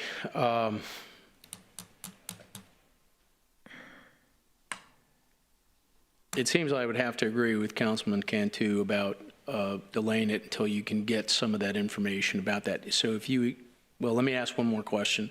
With regards to the variance, would it be a variance for all multifamilies, or you would have to be individual variances?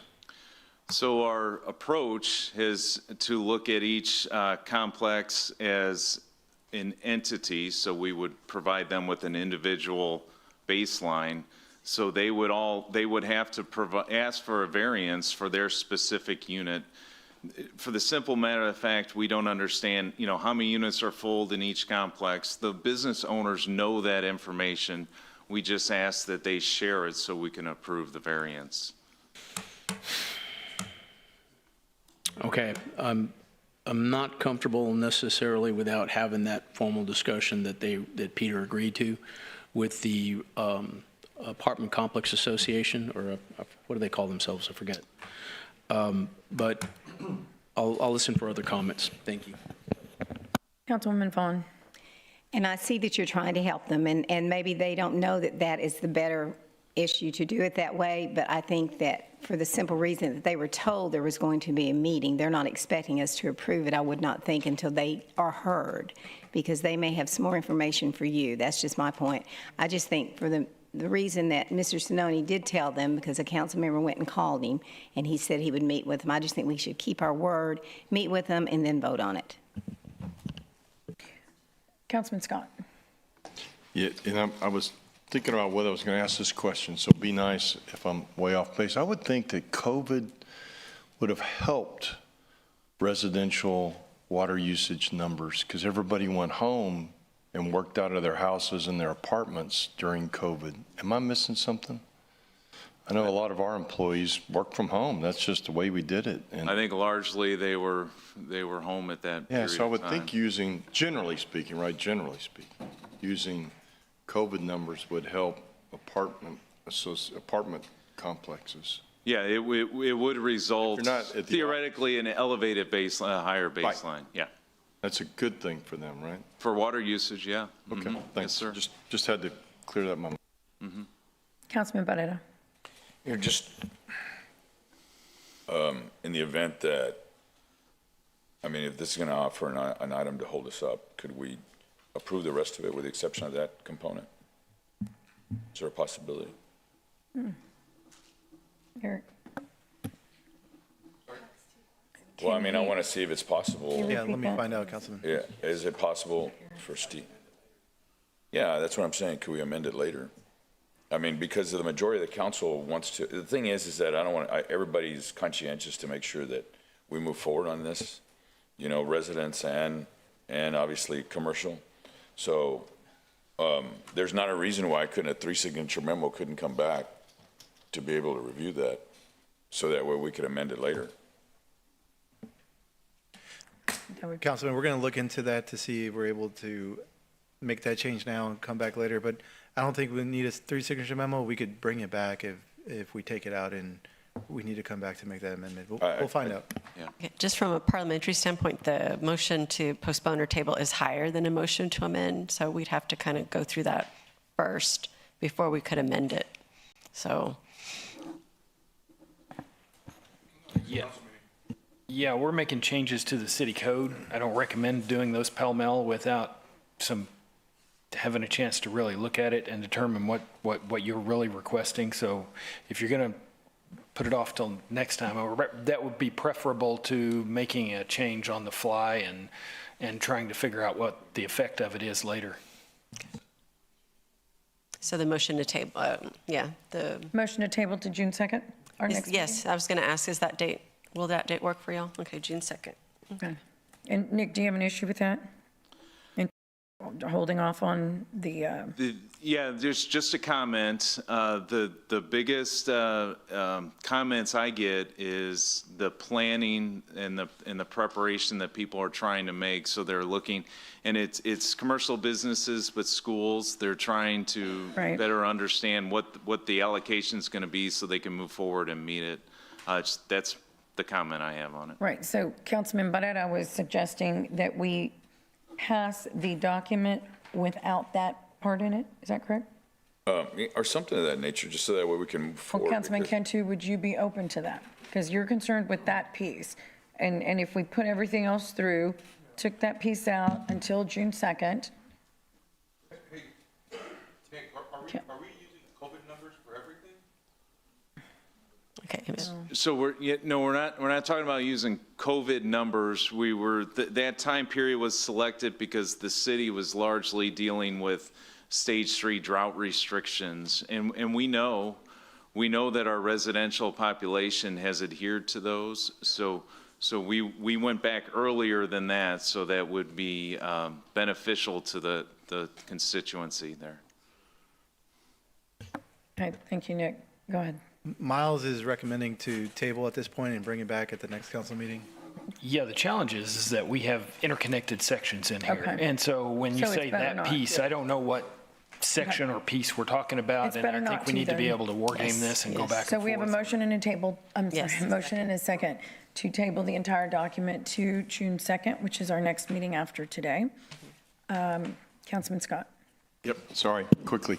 So you may address this. Hotels that purchase water from the other water authorities have, especially on the island, have vastly different water usages between, in season and out of season. I heard one of them was, 10 times higher in season than it is out of season.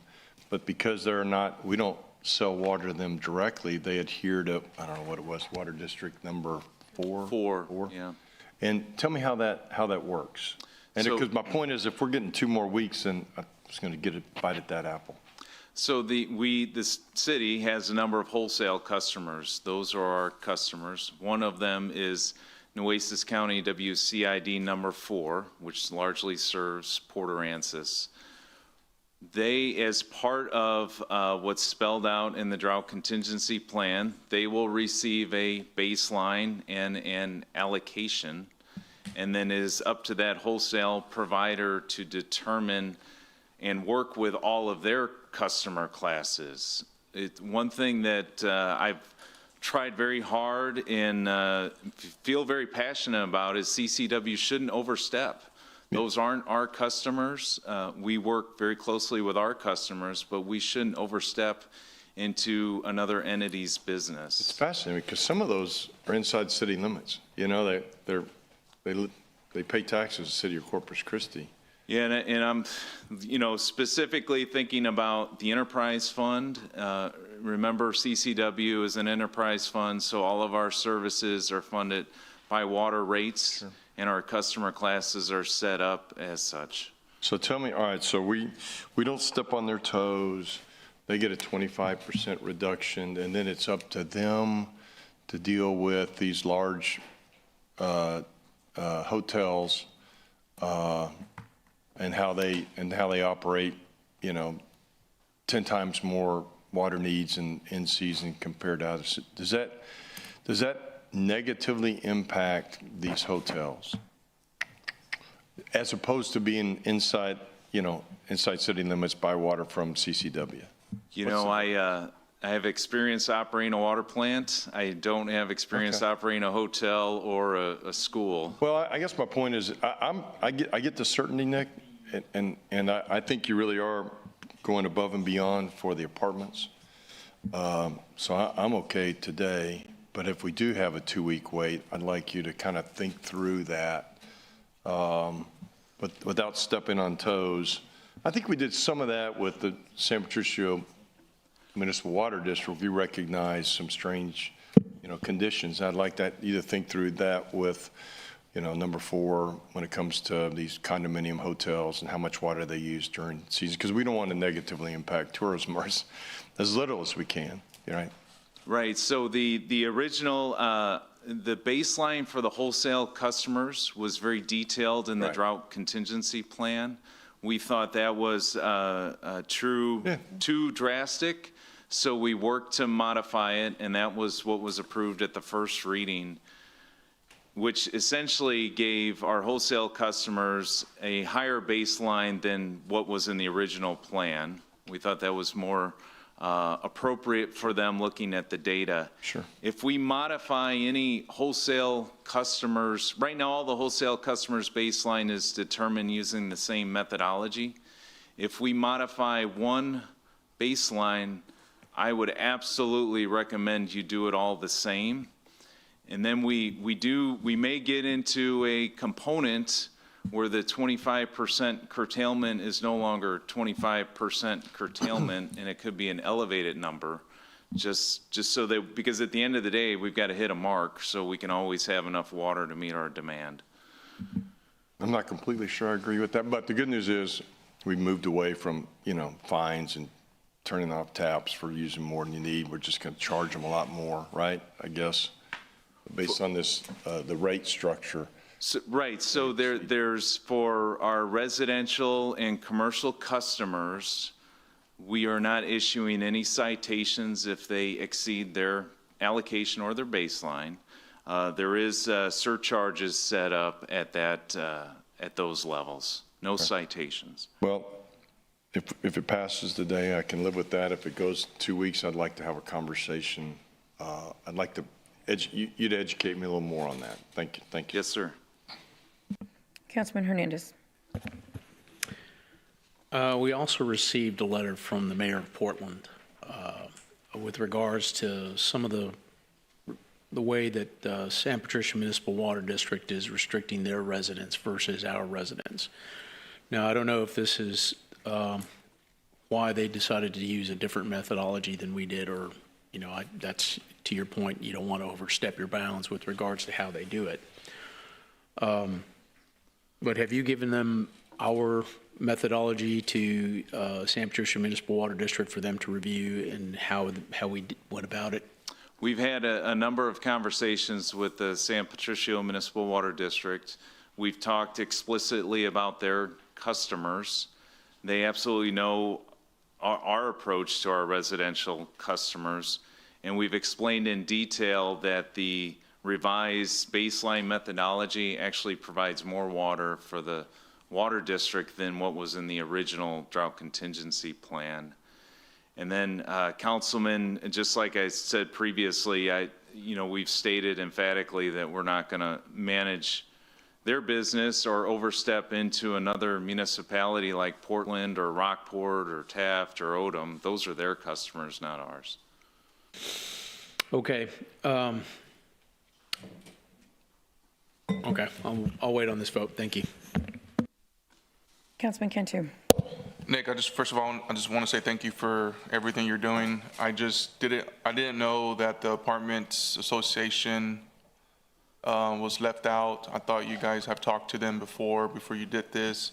I didn't mean to do this, but when I heard their concerns, I was very concerned, and all the phone calls I got from them, from property managers to property owners, and they have a lot of questions and a lot of concerns. So I'm sure that this will be great news for them, so they could understand it better. This is water related. I want to ask this one question. Someone texted me and asked me, are we enforcing the pool regulations that they have to have a cover on the pool? And if we are enforcing it, how are we enforcing it? So those are certainly its best practices to cover a pool, and I'm proud to say our own Parks Department is doing a great job of leading the way in that manner. One thing to remember, pools are typically in residential backyards. Correct. We are not going into people's backyards, monitoring that and regulating that. That gets into a whole nother situation. So what we've got are regulated, and we've got best practices that we promote and we encourage. I just don't understand, if we're not enforcing it, why even have it on there? It's a recommendation. I know it's a recommendation and all that stuff, but it just, if it's on there, we're not enforcing it, It's a recommendation, Councilman. It's best practice. So you guys are not giving out tickets for that or anything like that, correct? Not for covering a pool. Okay. I just wanted to. No, sir. Make sure. Okay. Okay. Thank you so much. Councilwoman Paxson. So question, we had spoken when we were going through our meetings on this item, we had talked about communicating to our customers, particularly the ones that are wholesale providers, that we have a commitment to residential users, and that's across our 7-county district.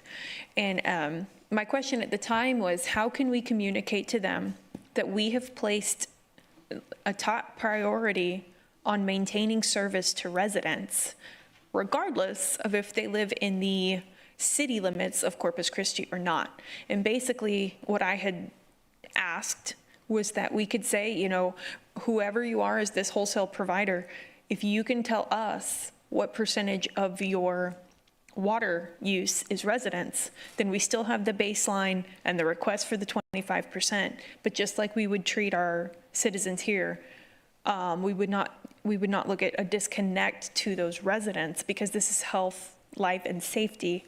And at the time, you had said the way we do that is we communicated in our press releases, our media statements, those types of things. I think this goes to the concern raised by our neighboring city. They're a customer of a wholesale purchaser. And so their concern is for their residents. And this is kind of that why it was important to me that we stress that.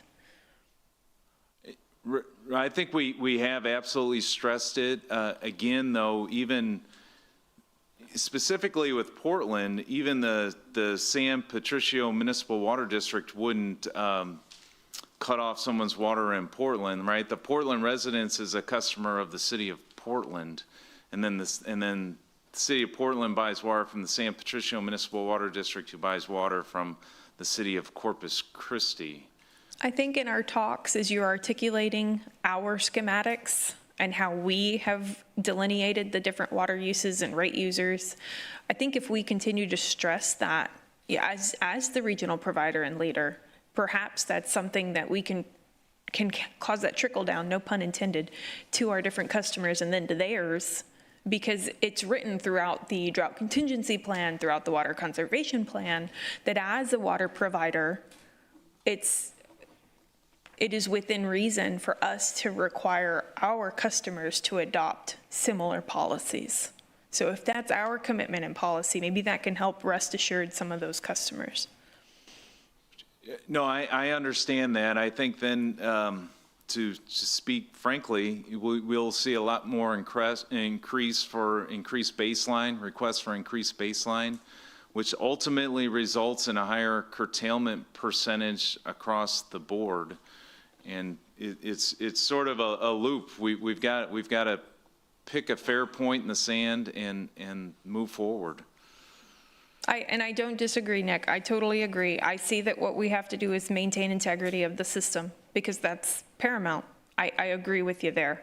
I just think, if we're telling everyone there's a baseline and a percentage we're asking for reduction and that's what we're going to protect, then that's hopefully what everyone would continue to operate under. Thank you. Okay. Well, I do support the apartment association having a voice in this, and I would have hoped that y'all would have spoken with them before this, came forward, because just like the boaters, they have concerns. But I think after all you've said, Nick, it may be that this is back, just the way you have presented it. The fact that we haven't spoken with them yet, though, or been able to maybe coordinate with them, it does warrant, putting a little hold on this. And I know we need to get this through. So let's make certain that, between now and then, June 2nd is going to be a big meeting to begin with. And this is we need this to be as clean as possible. Have that meeting with them, and let's make certain that we've got the best plan that works on both sides. So with that, we do have a motion and a second to table for the next meeting. Please submit your vote. I forgot public comment. Would anyone like to make comment on item number 3?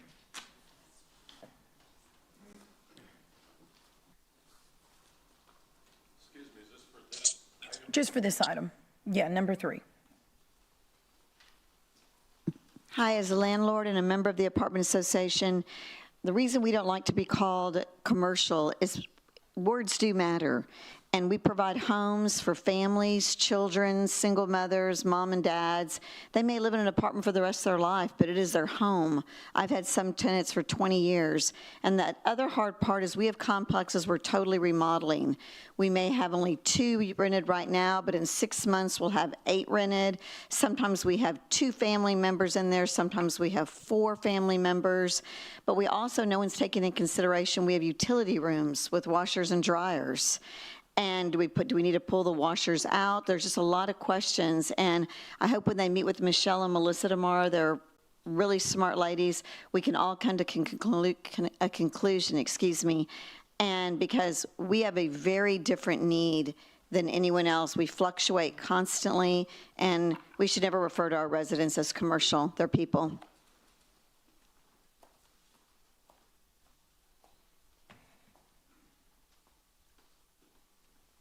At the risk of making everyone feel bad, I use less than 1,000 gallons a month. Can I sell my water to somebody else or give it? Can we have water credits? But perhaps what would make more sense, and to make your life more complicated, would to incentivize people instead of penalties. So maybe we could get some people doing some do-good things and give our water to people that need it more. I don't know if you have a way to do that. Thanks, Mr. Bartleson. Anyone else?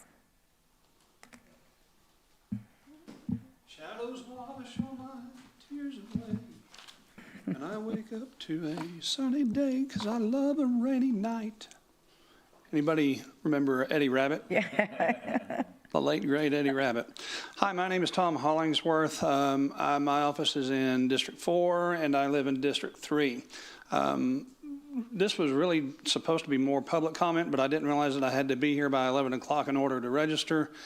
Thank you for having a water emergency on the consent agenda so I could tag on here. Questions of confirmation, feel free to fact check me. Number one, we have a permit from the TCEQ for an inner harbor desalination plant? Yes or no? Mr. Hollingsworth, so we can't answer questions that are asked, but what we can do, you can make your statements that you would like heard, and then we can have Mr. Rodriguez's staff directly address any questions you may have after you finish. All right, I'll go ahead and assume that my questions are all yes then, until you fact check me otherwise. So we have a permit for a desalination plant. Whether it's approved or not, I'm not interested in debating that. But we have an environmental permit to discharge brine into the inner harbor. That's fact. Now, we also have right now a requirement to discharge from our lakes if we're above 30%. Fair. I thought I heard somebody. But anyway, now that hasn't been. It was Mr. Ms. Hollingsworth, I'm so sorry. Hold the time. Who was that? I think that was Ms. Campos. It is me. Sir, we are discussing Ms. Campos, item number 3. he hadn't finished his statement, ma'am. That's all.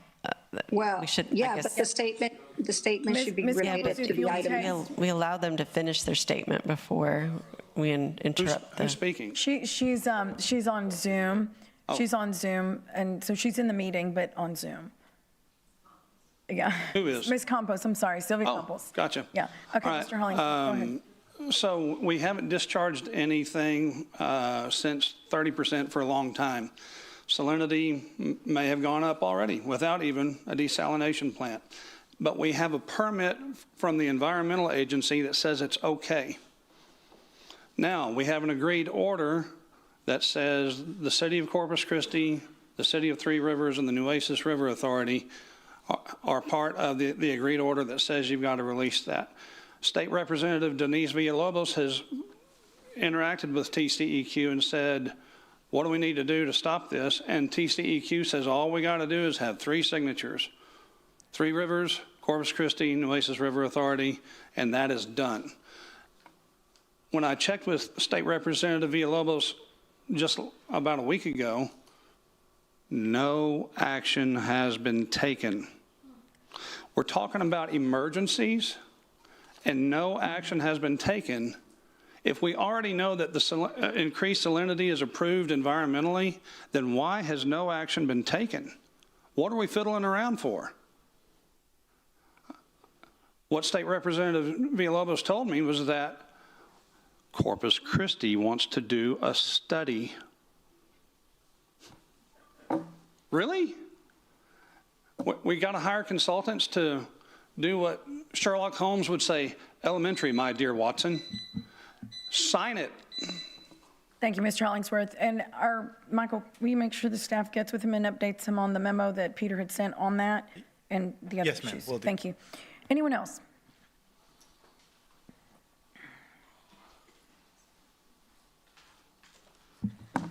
Melinda De Los Santos, District 2. I really like the wording about that in making decisions under this article concerning the allocation of water between conflicting interests, highest priority will be given to allocation necessary to support human life and health. But like when I read on further, it's like when we get into level 1 water emergency, then it's implement a planned public campaign to inform all customers of the water emergency and to mandate the immediate curtailment of water. And then we go to the wholesale customers, it's like, okay, we're going to discuss it with them. And then we go to the large volume industrial users, we're going to discuss it. Well, I like to discuss that since I, just like Brad said, I use 1,000 or less. And I don't know, I'm just kind of would like to be able to use the water I want to use. If I have 6,000, let's say I don't want to take a shower for like 3 days. If I want to use that water, I do daily, but but if I want to use that water to go out and throw it on my grass or do stuff with my grass, I mean, I should be able to. It seems like there's so much specific when it comes to the residents, but when it comes to the large volume users and stuff, I mean, we have this, I didn't know the drainage, that drip drainage has a positive, what is that, positive something control? You can't use your regular water seeping hoses. I'm like, there's so much rules with the residents. You should be able to say, Melinda De Los Santos, District 2, you get 6,000 gallons, and the way you want to use it, you just want to use it, I don't have a pool, but if I want to go out there and water part of my grass that's really dying, or some of my other, or have a 6-gallon bucket instead of a 5-gallon bucket, I should be able to. So I just would like a little more consideration with the residents, as opposed to just, and discussing with us, what we want to do with our water, and as opposed to just discussing with large wholesale users. Thank you. Thank you. Anyone else? Okay, we're going to close. Oh, go ahead.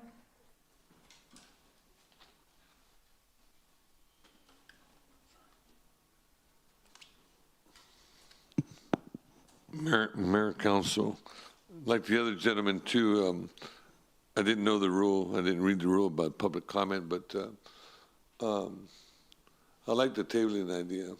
So all the information is in before they make commercial, residential homes and stuff, in the definition what defines a home on that issue that they're going to come up with. Mayor, what astounds me a lot to get me out of my home to come over here today is that, I hear so many words like corruption. When I was, because those that don't walk in the trenches with us, Eric, Councilman Cantu, those that don't walk in the trenches with us for 34 years, like Joe Ortiz and I, the Western District of the federal system, the Southern District, the Eastern District, freeing people from federal penitentiaries and civil rights groups for sexual harassment, wrongful termination, firefighters, police officers, county employees, RTA, CCID. They come up here and with the bravado that they're councilmen, that they're activists, I believe in advocacy. Wrong terminology. When we went doing investigations, and we're working on one right now that's 25 years old. We're about to solve that one. Long-term investigations of corruption, like former county chief appraiser George Moff. Excuse me, I'm so sorry to interrupt you. I'm sorry, Mayor. Sorry, this has to be in relation with to the water item. It was just, this item. I'm sorry I got sidetracked, but just give me 5 seconds and I'll wrap up. About the item. Using the word corruption, Councilman, and they can throw arrows and spears at all of you, all 9 of you. But it offends me when they bring, it's not what you could say here, throw a spear at you, Mr. Cantu, Mr. Eric, or Mr. Hernandez. It's what you can prove in the courtroom. And we, as civil rights and labor activists, we've proven our cases in courts multiple times. And my heart goes out to you for taking all those arrows. But back on the water issue, Mayor, I think that if you have 5 council members that can vote to attempt to remove a city councilman voted by the people of our community, you have 5 council members this has to that be can about execute the a water item. contract Item number 3. on June the 2nd, Sir. okay? And thank you for your time, and I It has to be appreciate it. about Next time item I'll follow number the rules, okay? Thank you. Thank you so much. God bless. Anyone else? Okay, with that, we're going to we've got one more. Mark Minster, Corpus Christi. I just want to say that residents shouldn't face any surcharges for our water situation because they don't use the majority of our water. And residents have been coming for a long, long time telling you that our drought contingency plan, our city should be working to get to the root of the issue of what's causing our water issues, and it's not residential water use, so they shouldn't face the consequences. Thank you, sir. Anyone else? Okay, we're going to close public comment. Please submit your vote.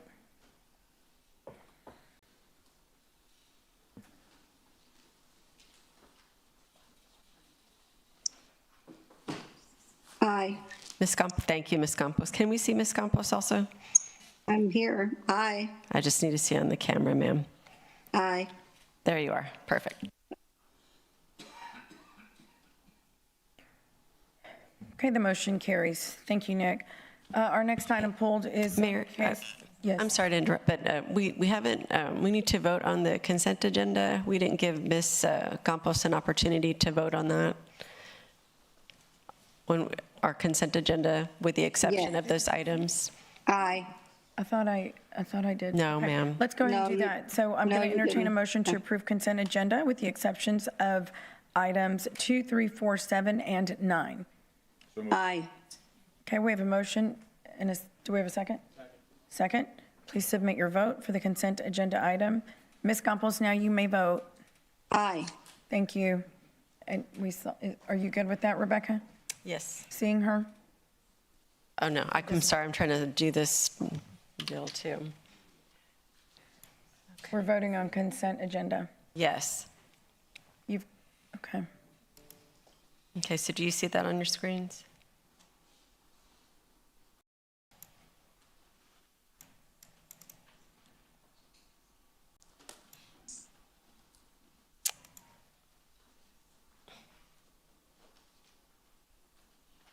No? I'm sorry?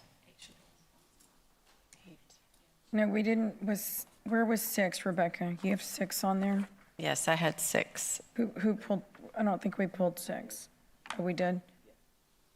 Okay, I'm sorry. 6, 7, and 9, okay. Are we gonna tally the vote? I'm sorry? Can we tally the vote? Yes. Yeah, it's just a table. No, this is to pass the consent agenda. I'm sorry, consent, Yeah, it's to pass the consent agenda. consent agenda, yes. Okay. All right. Okay, the motion carries. So we pulled 2, 3, 4, 6, 7, and 9. Yeah, essentially. All right, item number 4 is a zoning case number ZN 9181. This is America Alpha Group, rezoning a property at or near Hearn Road. Councilman Hernandez, your question or comment? Okay, I voted against this last week, so I pulled it so I can vote against it again. I would restate that I would not vote for something like this that was in my own district, so I'm not going to do it for some in a different district. So Okay. make a motion to approve. Second. Okay, is there anyone in the audience that would like to make comment on item number 4? There being no one, we'll close public comment. Please submit your vote. Aye.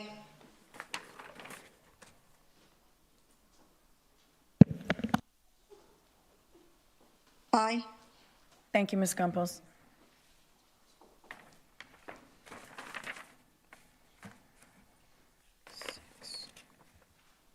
Okay, the motion carries. Item number 6 was pulled, a resolution authorizing an interlocal agreement with Harris County Department of Education. Councilwoman Paxson, your question or comment? Yes, thank you. Looking through the information on this, I understand this gives us an opportunity for basically an added, Like a buy board. yeah, like a buy board, that's the word, thank you. But my concern, or the thing that I am interested in determining, is if we have a layer that we can still defend making a local purveyor our first preference. A lot of these, specifically for the health, which it's prioritizing health variety services. A lot of these vendors are not in the Corpus area. Several of them serve the Corpus area. My concern is, by going through this process, are we making it more difficult for us to select local vendors? So thank you for the question, and Rebecca should be here shortly, but I don't believe so. Typically, when we go through a competitive process, we check locally first, and we ask them to bid on different procurements.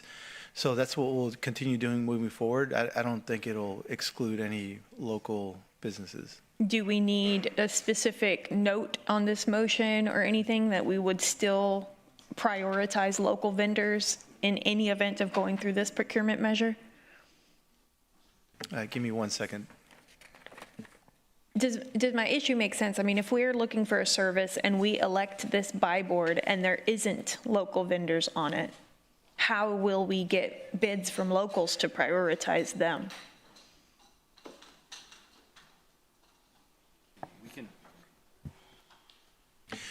We'll take a look at that if we need any type of amendment, but I think we do that anyway. So if you would like to, make that motion, we'd be supportive of it. Well, wouldn't the procurement process kind of look like I have a specific job or need, and I know a specific class of vendor, and if I go through a buy board collective, I don't need to go out to a formal procurement process. So then, if that's correct, the department that's going through this buy board process, they don't need to go to a normal procurement process. Therefore, the local companies can't actually bid. So again, before we go, and I'll let Sergio maybe provide an answer, but before we use a buy board or any kind of source oil like that, we check locally, but go ahead, Sergio. Sergio Villasana, Director of Finance and Procurement. This specific item, council member, is to join similar to a cooperative. And so here, the cooperative already has the rules and the participants in there. Now, if there aren't any local entities, part of this co-op, what we can do is guide them and help connect them to this cooperative to get them signed up so they can be part of that list for this specific co-op. But we can't, this has already been procured, so we're just going and we would select off a list of vendors that have already been procured. Well, there's only about 2 or 3 that are locally based. While a lot of them do service Corpus Christi, only 2 or 3 vendors are from Corpus Christi or office in Corpus Christi as a headquarters. So if the answer is in order to seek a service and they be local, then we're going to have to direct them to sign up to the cooperative. That's adding more layers to our local vendors. That makes me not want to support this. How can we still prioritize local vendors? I don't see how we can do both, because you don't even go out to bid if you're going through a buy board. Correct. The purpose of the buy board is to save time as well as to take advantage of discounts already built in and to comply with any procurement rules. And it's fair to say that it is a process to sign up, for the local vendors to sign up. I appreciate your transparency in that answer. That's my first focus, is that we can continue to prioritize local businesses that we do business with. And I fear that this adds a layer of separation between us and a local vendor. So where I don't have an issue with this cooperative Choice Partners, I have an issue with how it could adversely impact local businesses in our relationship. Yeah, most definitely. We recently actually met with a separate cooperative, a TIPS cooperative. They actually have a group that will meet with local contractors to help facilitate that paperwork, to remove some of that burden, to sign up with a cooperative. What we can do here with Choice Partners is ask if they have the same kind of service to help an outreach to local vendors to help them sign up for these. But it is true that it would be an extra burden. I appreciate that. And the issue is right now with the buy board, the reason we go through buy board is for expedited service. And so if they're not already signed up, they're not eligible. Right, at the time of trying to issue an award, correct. Okay, I appreciate those answers. Yes. Thank you. Councilman Hernandez. I have to agree with Councilwoman Paxson. This has been a problem for a while, and ever since the state has increased the number from the amount approval from Peter's approval authority from 50,000 to 100,000, this makes this even more of an issue. What efforts have you done with all our, cooperatives to ensure that local vendors can sign up with them? Because as there's several of them, and we even had an example where we had a fencing company that was from somewhere else because we didn't even look locally because they were part of one of the cooperatives. So explain to me what efforts your department has done in creating that environment. Sure thing. So back in October, we had we've carried a vacancy for the assistant director position for some time. It's difficult to recruit someone specifically trained in local government procurement. We finally got some recruitment, and we're working. That person was reached out to multiple cooperatives and looking to have an event for local vendors to sign up. That person then had to move, so that position has been vacant. And so we've been filling that gap. What we've done, so that is a long-term goal here, or short-term goal, as soon as we can fill that position with a qualified individual, is to have these cooperatives come down, meet with contractors. But to the Council of Paxson members' point, it is a cumbersome process. So we recently met with TIPS, who has a service to help facilitate that. So what we want to do is find these cooperatives that offer that service to the local contractors to help them enroll. And so that is in our plan here. We also recently, I do have my contract manager is coordinated with the Apex out of the local college to have a vendor to meet with, to have a vendor city meet and greet and see what their challenges are. So that is coming here in the next few months. So that is in the works, actually. So those are I just. went to that it was at the Del Mar campus on the south side, and there was no city representation at all. Correct. We're working on a new, this one will be happening during the summer. The one that happened during the fall, winter time, the city was not a participant of. You're correct. Okay, I have to, again, agree with Councilwoman Paxton. I'm hesitant to approve something without something concrete that we're doing. I mean, you really are telling us that because of the vacancy, we really haven't done very much. Okay, thank you. Councilman Barrera. Specifically, I guess, Michael, are we looking at as a whole group of services? And the reason being is I bring it up, there's times that we're engaged in such services such as alcohol and drug testing that we assist. And as a public agency, there are requirements with regard to being, it has to be, DOT certified or with regardless of some heavy equipment that has to be handled. And so my question may be for HR. Now, if it's in the private sector and somebody's doing, specific drug testing, it just depends under which regulatory process that they have to fulfill. Because I've been involved in some of these procurements, and you get no solicitations. And the reason this being is because the regulatory requirement that we're required to follow, somebody at a private sector may go back and say, okay, I don't have the same requirement, so I'm not going to spend the time to go through a procurement process, and then plus the challenges that come with bidding in the public sector. I mean, I don't know if HR, I'm just what I'm asking, are additional regulatory requirements that we have, that come with whatever it is we're trying to procure? Yes, Rebecca Castillo, the HR director, so that is correct. So we do have two different services when we do drug testing. We have the DOT, and then we have the non-DOT. Yeah. So see, that's really what the challenge is the market, and in my opinion, as somebody that does work here in the Coastal Bend, the market for those that just serve those that are non-DOT, it's harder to get those individuals simply because the market that's available in the private sector doesn't require them to have the same regulatory requirements. So I could see, I support this simply because dealing in public procurement that I have to deal with too, sometimes it's easier, so, and then you have the ability to negotiate. But I think that's the thing. I don't know if there's a way to break it up. I don't see anything wrong with approving it, other than whatever opportunities that you have, that are non-DOT, then possibly those ones can be exercised by the city manager, because we still have to get 3 bids. That's correct. So see, that's the thing. If we have an opportunity for those that are non-DOT, we still get 3 bids, and that way we could utilize local if it's possible. And I think we do that already. Yes, Is that correct? Yes, sir. Yeah, This is not a way for us to bypass, trying to work with local entities. This was just another avenue for us to look at. Yeah.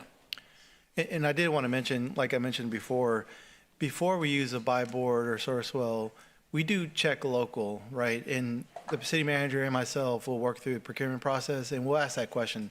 Is there anybody local that can do this? And the answer is yes. Let them put it in a bid so we can look at that. So I just want to make sure that the council and the community is aware. We care about local. We ask those questions, and we make sure we go through that process. Thank you for clarifying. Okay. I'm going to go. Yeah. Councilwoman Paxton.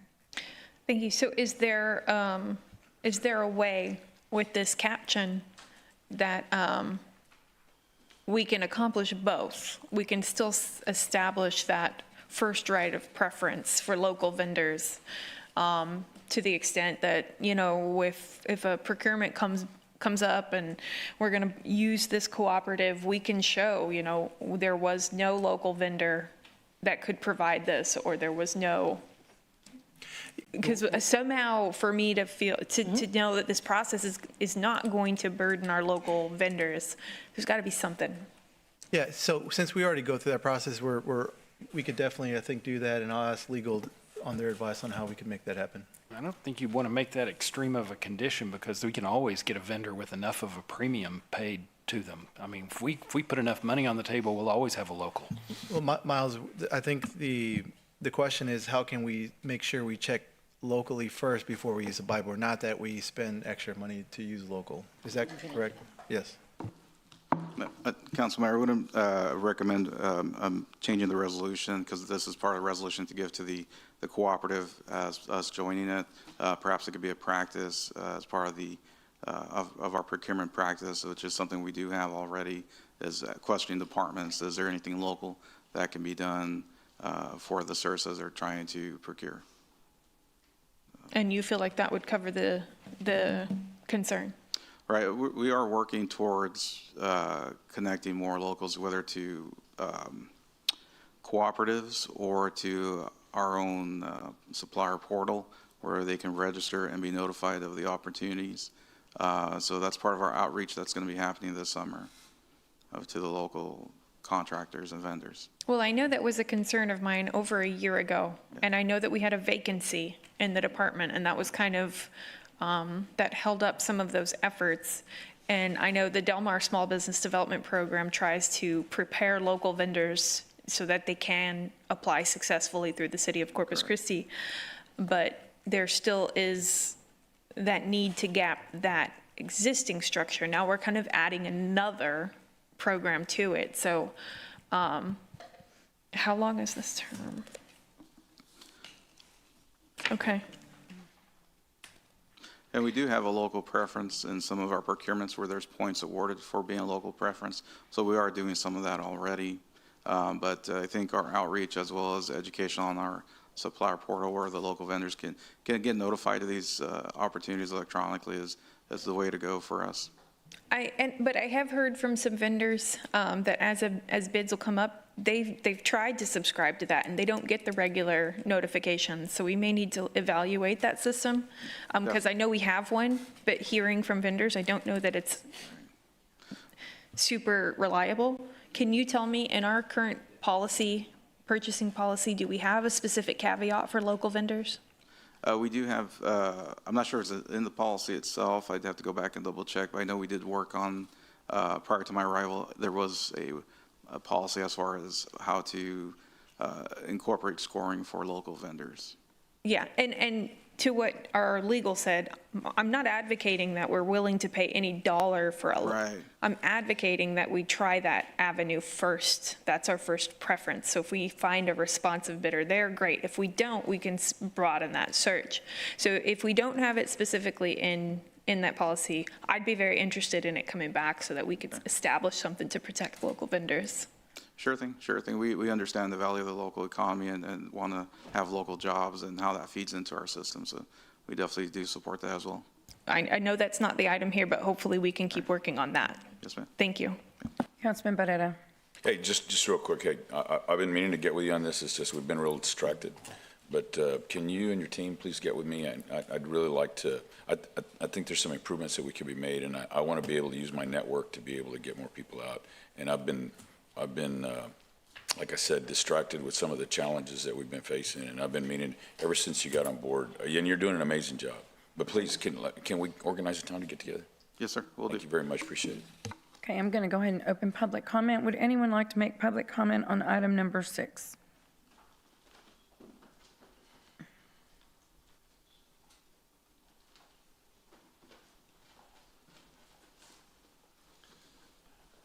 Julian Hernandez, D3. And I wanted to, with this on board, from what I heard, I wanted to circle back around the agenda that I brought up earlier about them reaching out of town for, I guess, the cancer screenings and whatnot. And in part to that, I wanted to ask, have we searched locally for that process instead of bringing somebody else from the outside in and keeping that money in-house? But that too goes to, I wanted to reiterate that and bring that to the forefront because I meant to say that earlier. And the second thing on this, you know, for non-DOT and DOT persons, I didn't read through the whole agenda item here, but I know there's a lot of local people that actually do that because I'm a DOT carrier and card carrier and everything else. So I usually get them here and whatnot. There's a lot of people, you'd be surprised who actually does it and who doesn't do it. So thank you. Thank you.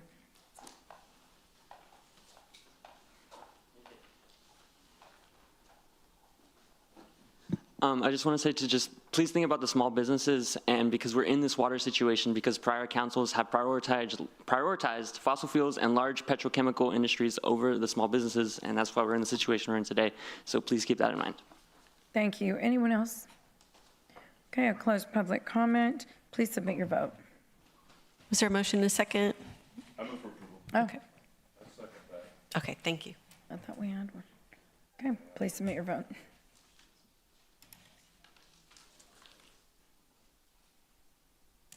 Okay, Ms. Campos? Aye. Thank you.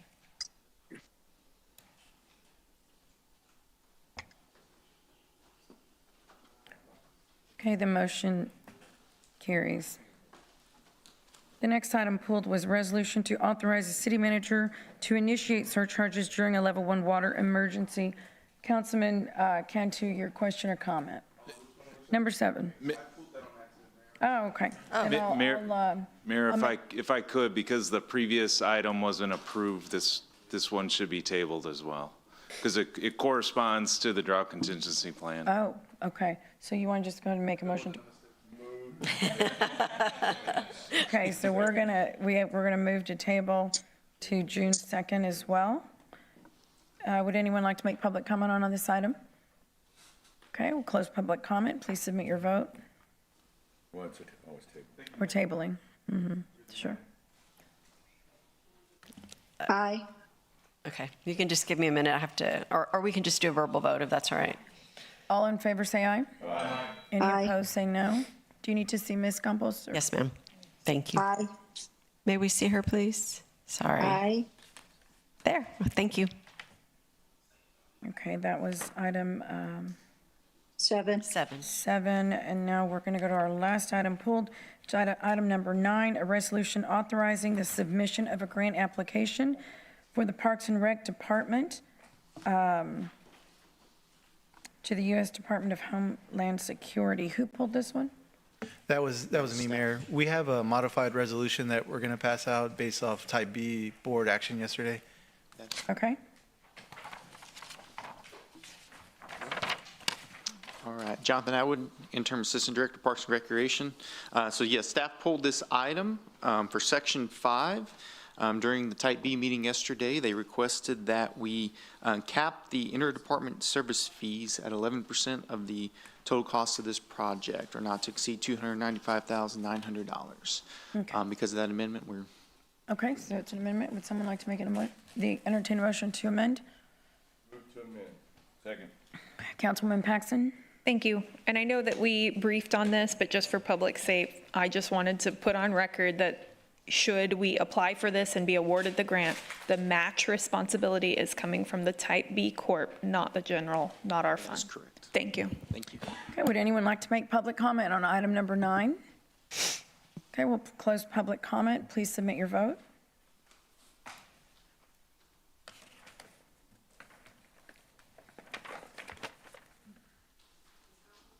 I'm sorry, Ms. Campos? Aye. Okay, the motion carried. Did you already see her? Yes, ma'am, I saw. The motion carries. So before we break for lunch, we're going to do this last item. I'm going to recess the council meeting to hold the Corpus Christi Housing Finance Corporation meeting. Councilmember Everett Roy will preside.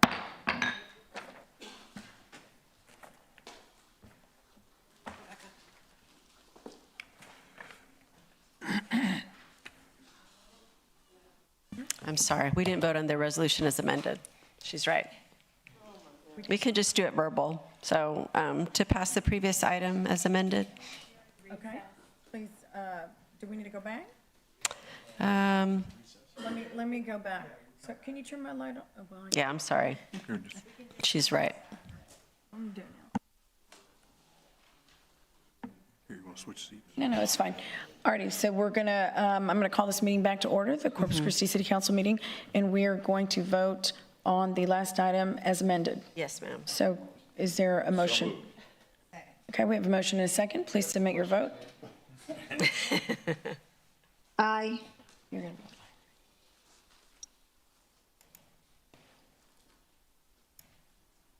Do we need Okay. see? Thank you. Did you want to see Ms. Campos? I saw her, ma'am. We did? Yes, ma'am. Okay. Okay, the motion carries. So now I am recessing the council meeting to go to the Corpus Christi Housing Finance Corporation. Councilman Everett Roy. Mrs. Wirt, are you ready? No, sir. Okay, now I'm ready, sir. Go ahead.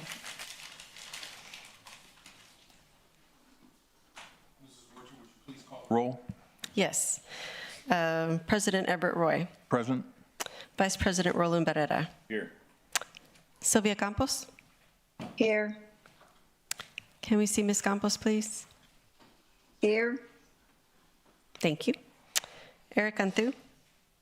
Present. Paulette Guajardo. Present. Gil Hernandez. Here. Kaylin Paxson. Mark Scott. Here. Carolyn Vaughn. Here. Okay, we do have a quorum present to conduct the meeting. Thank you. Would anybody like to make public comment? Mrs. Wirt, have you received public comment? No, sir. Okay, seeing that there's none, I would like to go to our next item, which is the Assistant General Manager position is currently vacant. Michael Dice is slated to fill the position. I'll entertain a motion to appoint Michael Dice as Assistant General Manager. I move for Michael Dice's appointment. Second. So we have a motion and a second. All in favor? Aye. Opposed? The motion carries. Next item is to approve the minutes of December 9th, 2025 special board meeting. Move to approve. Okay, so we have a motion and a second. All in favor? Aye. Aye. Aye. Opposed? Can we see Ms. Campos? Thank you. Aye. The motion carries. And our last item is a resolution affirming the Corpus Christi Housing Finance Corporation's investment and policy investment strategy for the fiscal year of 26-27. Thank you, Mr. President. Sergio Villasana, Director of Finance and Procurement here. The item before you is the annual review and approval or reaffirming the Corpus Christi Housing Finance Corporation's investment policy and investment strategy. This is required to be done annually by the Public Funds Investment Act. The Housing Finance Corporation's investment policy does comply with the Public Funds Investment Act, and staff is recommending approval. And there were no changes this year to the policy. Okay, seeing that there's no questions, we have a motion to approve. Do we have a second? Second. We have a motion and a second. All in favor? Aye. Aye. Opposed? The motion carries. Thank you. Thank you. With there being no further business, this meeting is adjourned.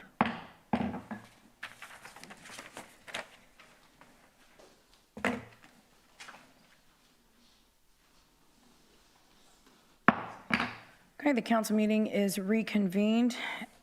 And at this time, the council is going to go into executive session on item number 14 per Texas Government Code sections 551.07 and 551.072. We will be back in roughly 45 minutes.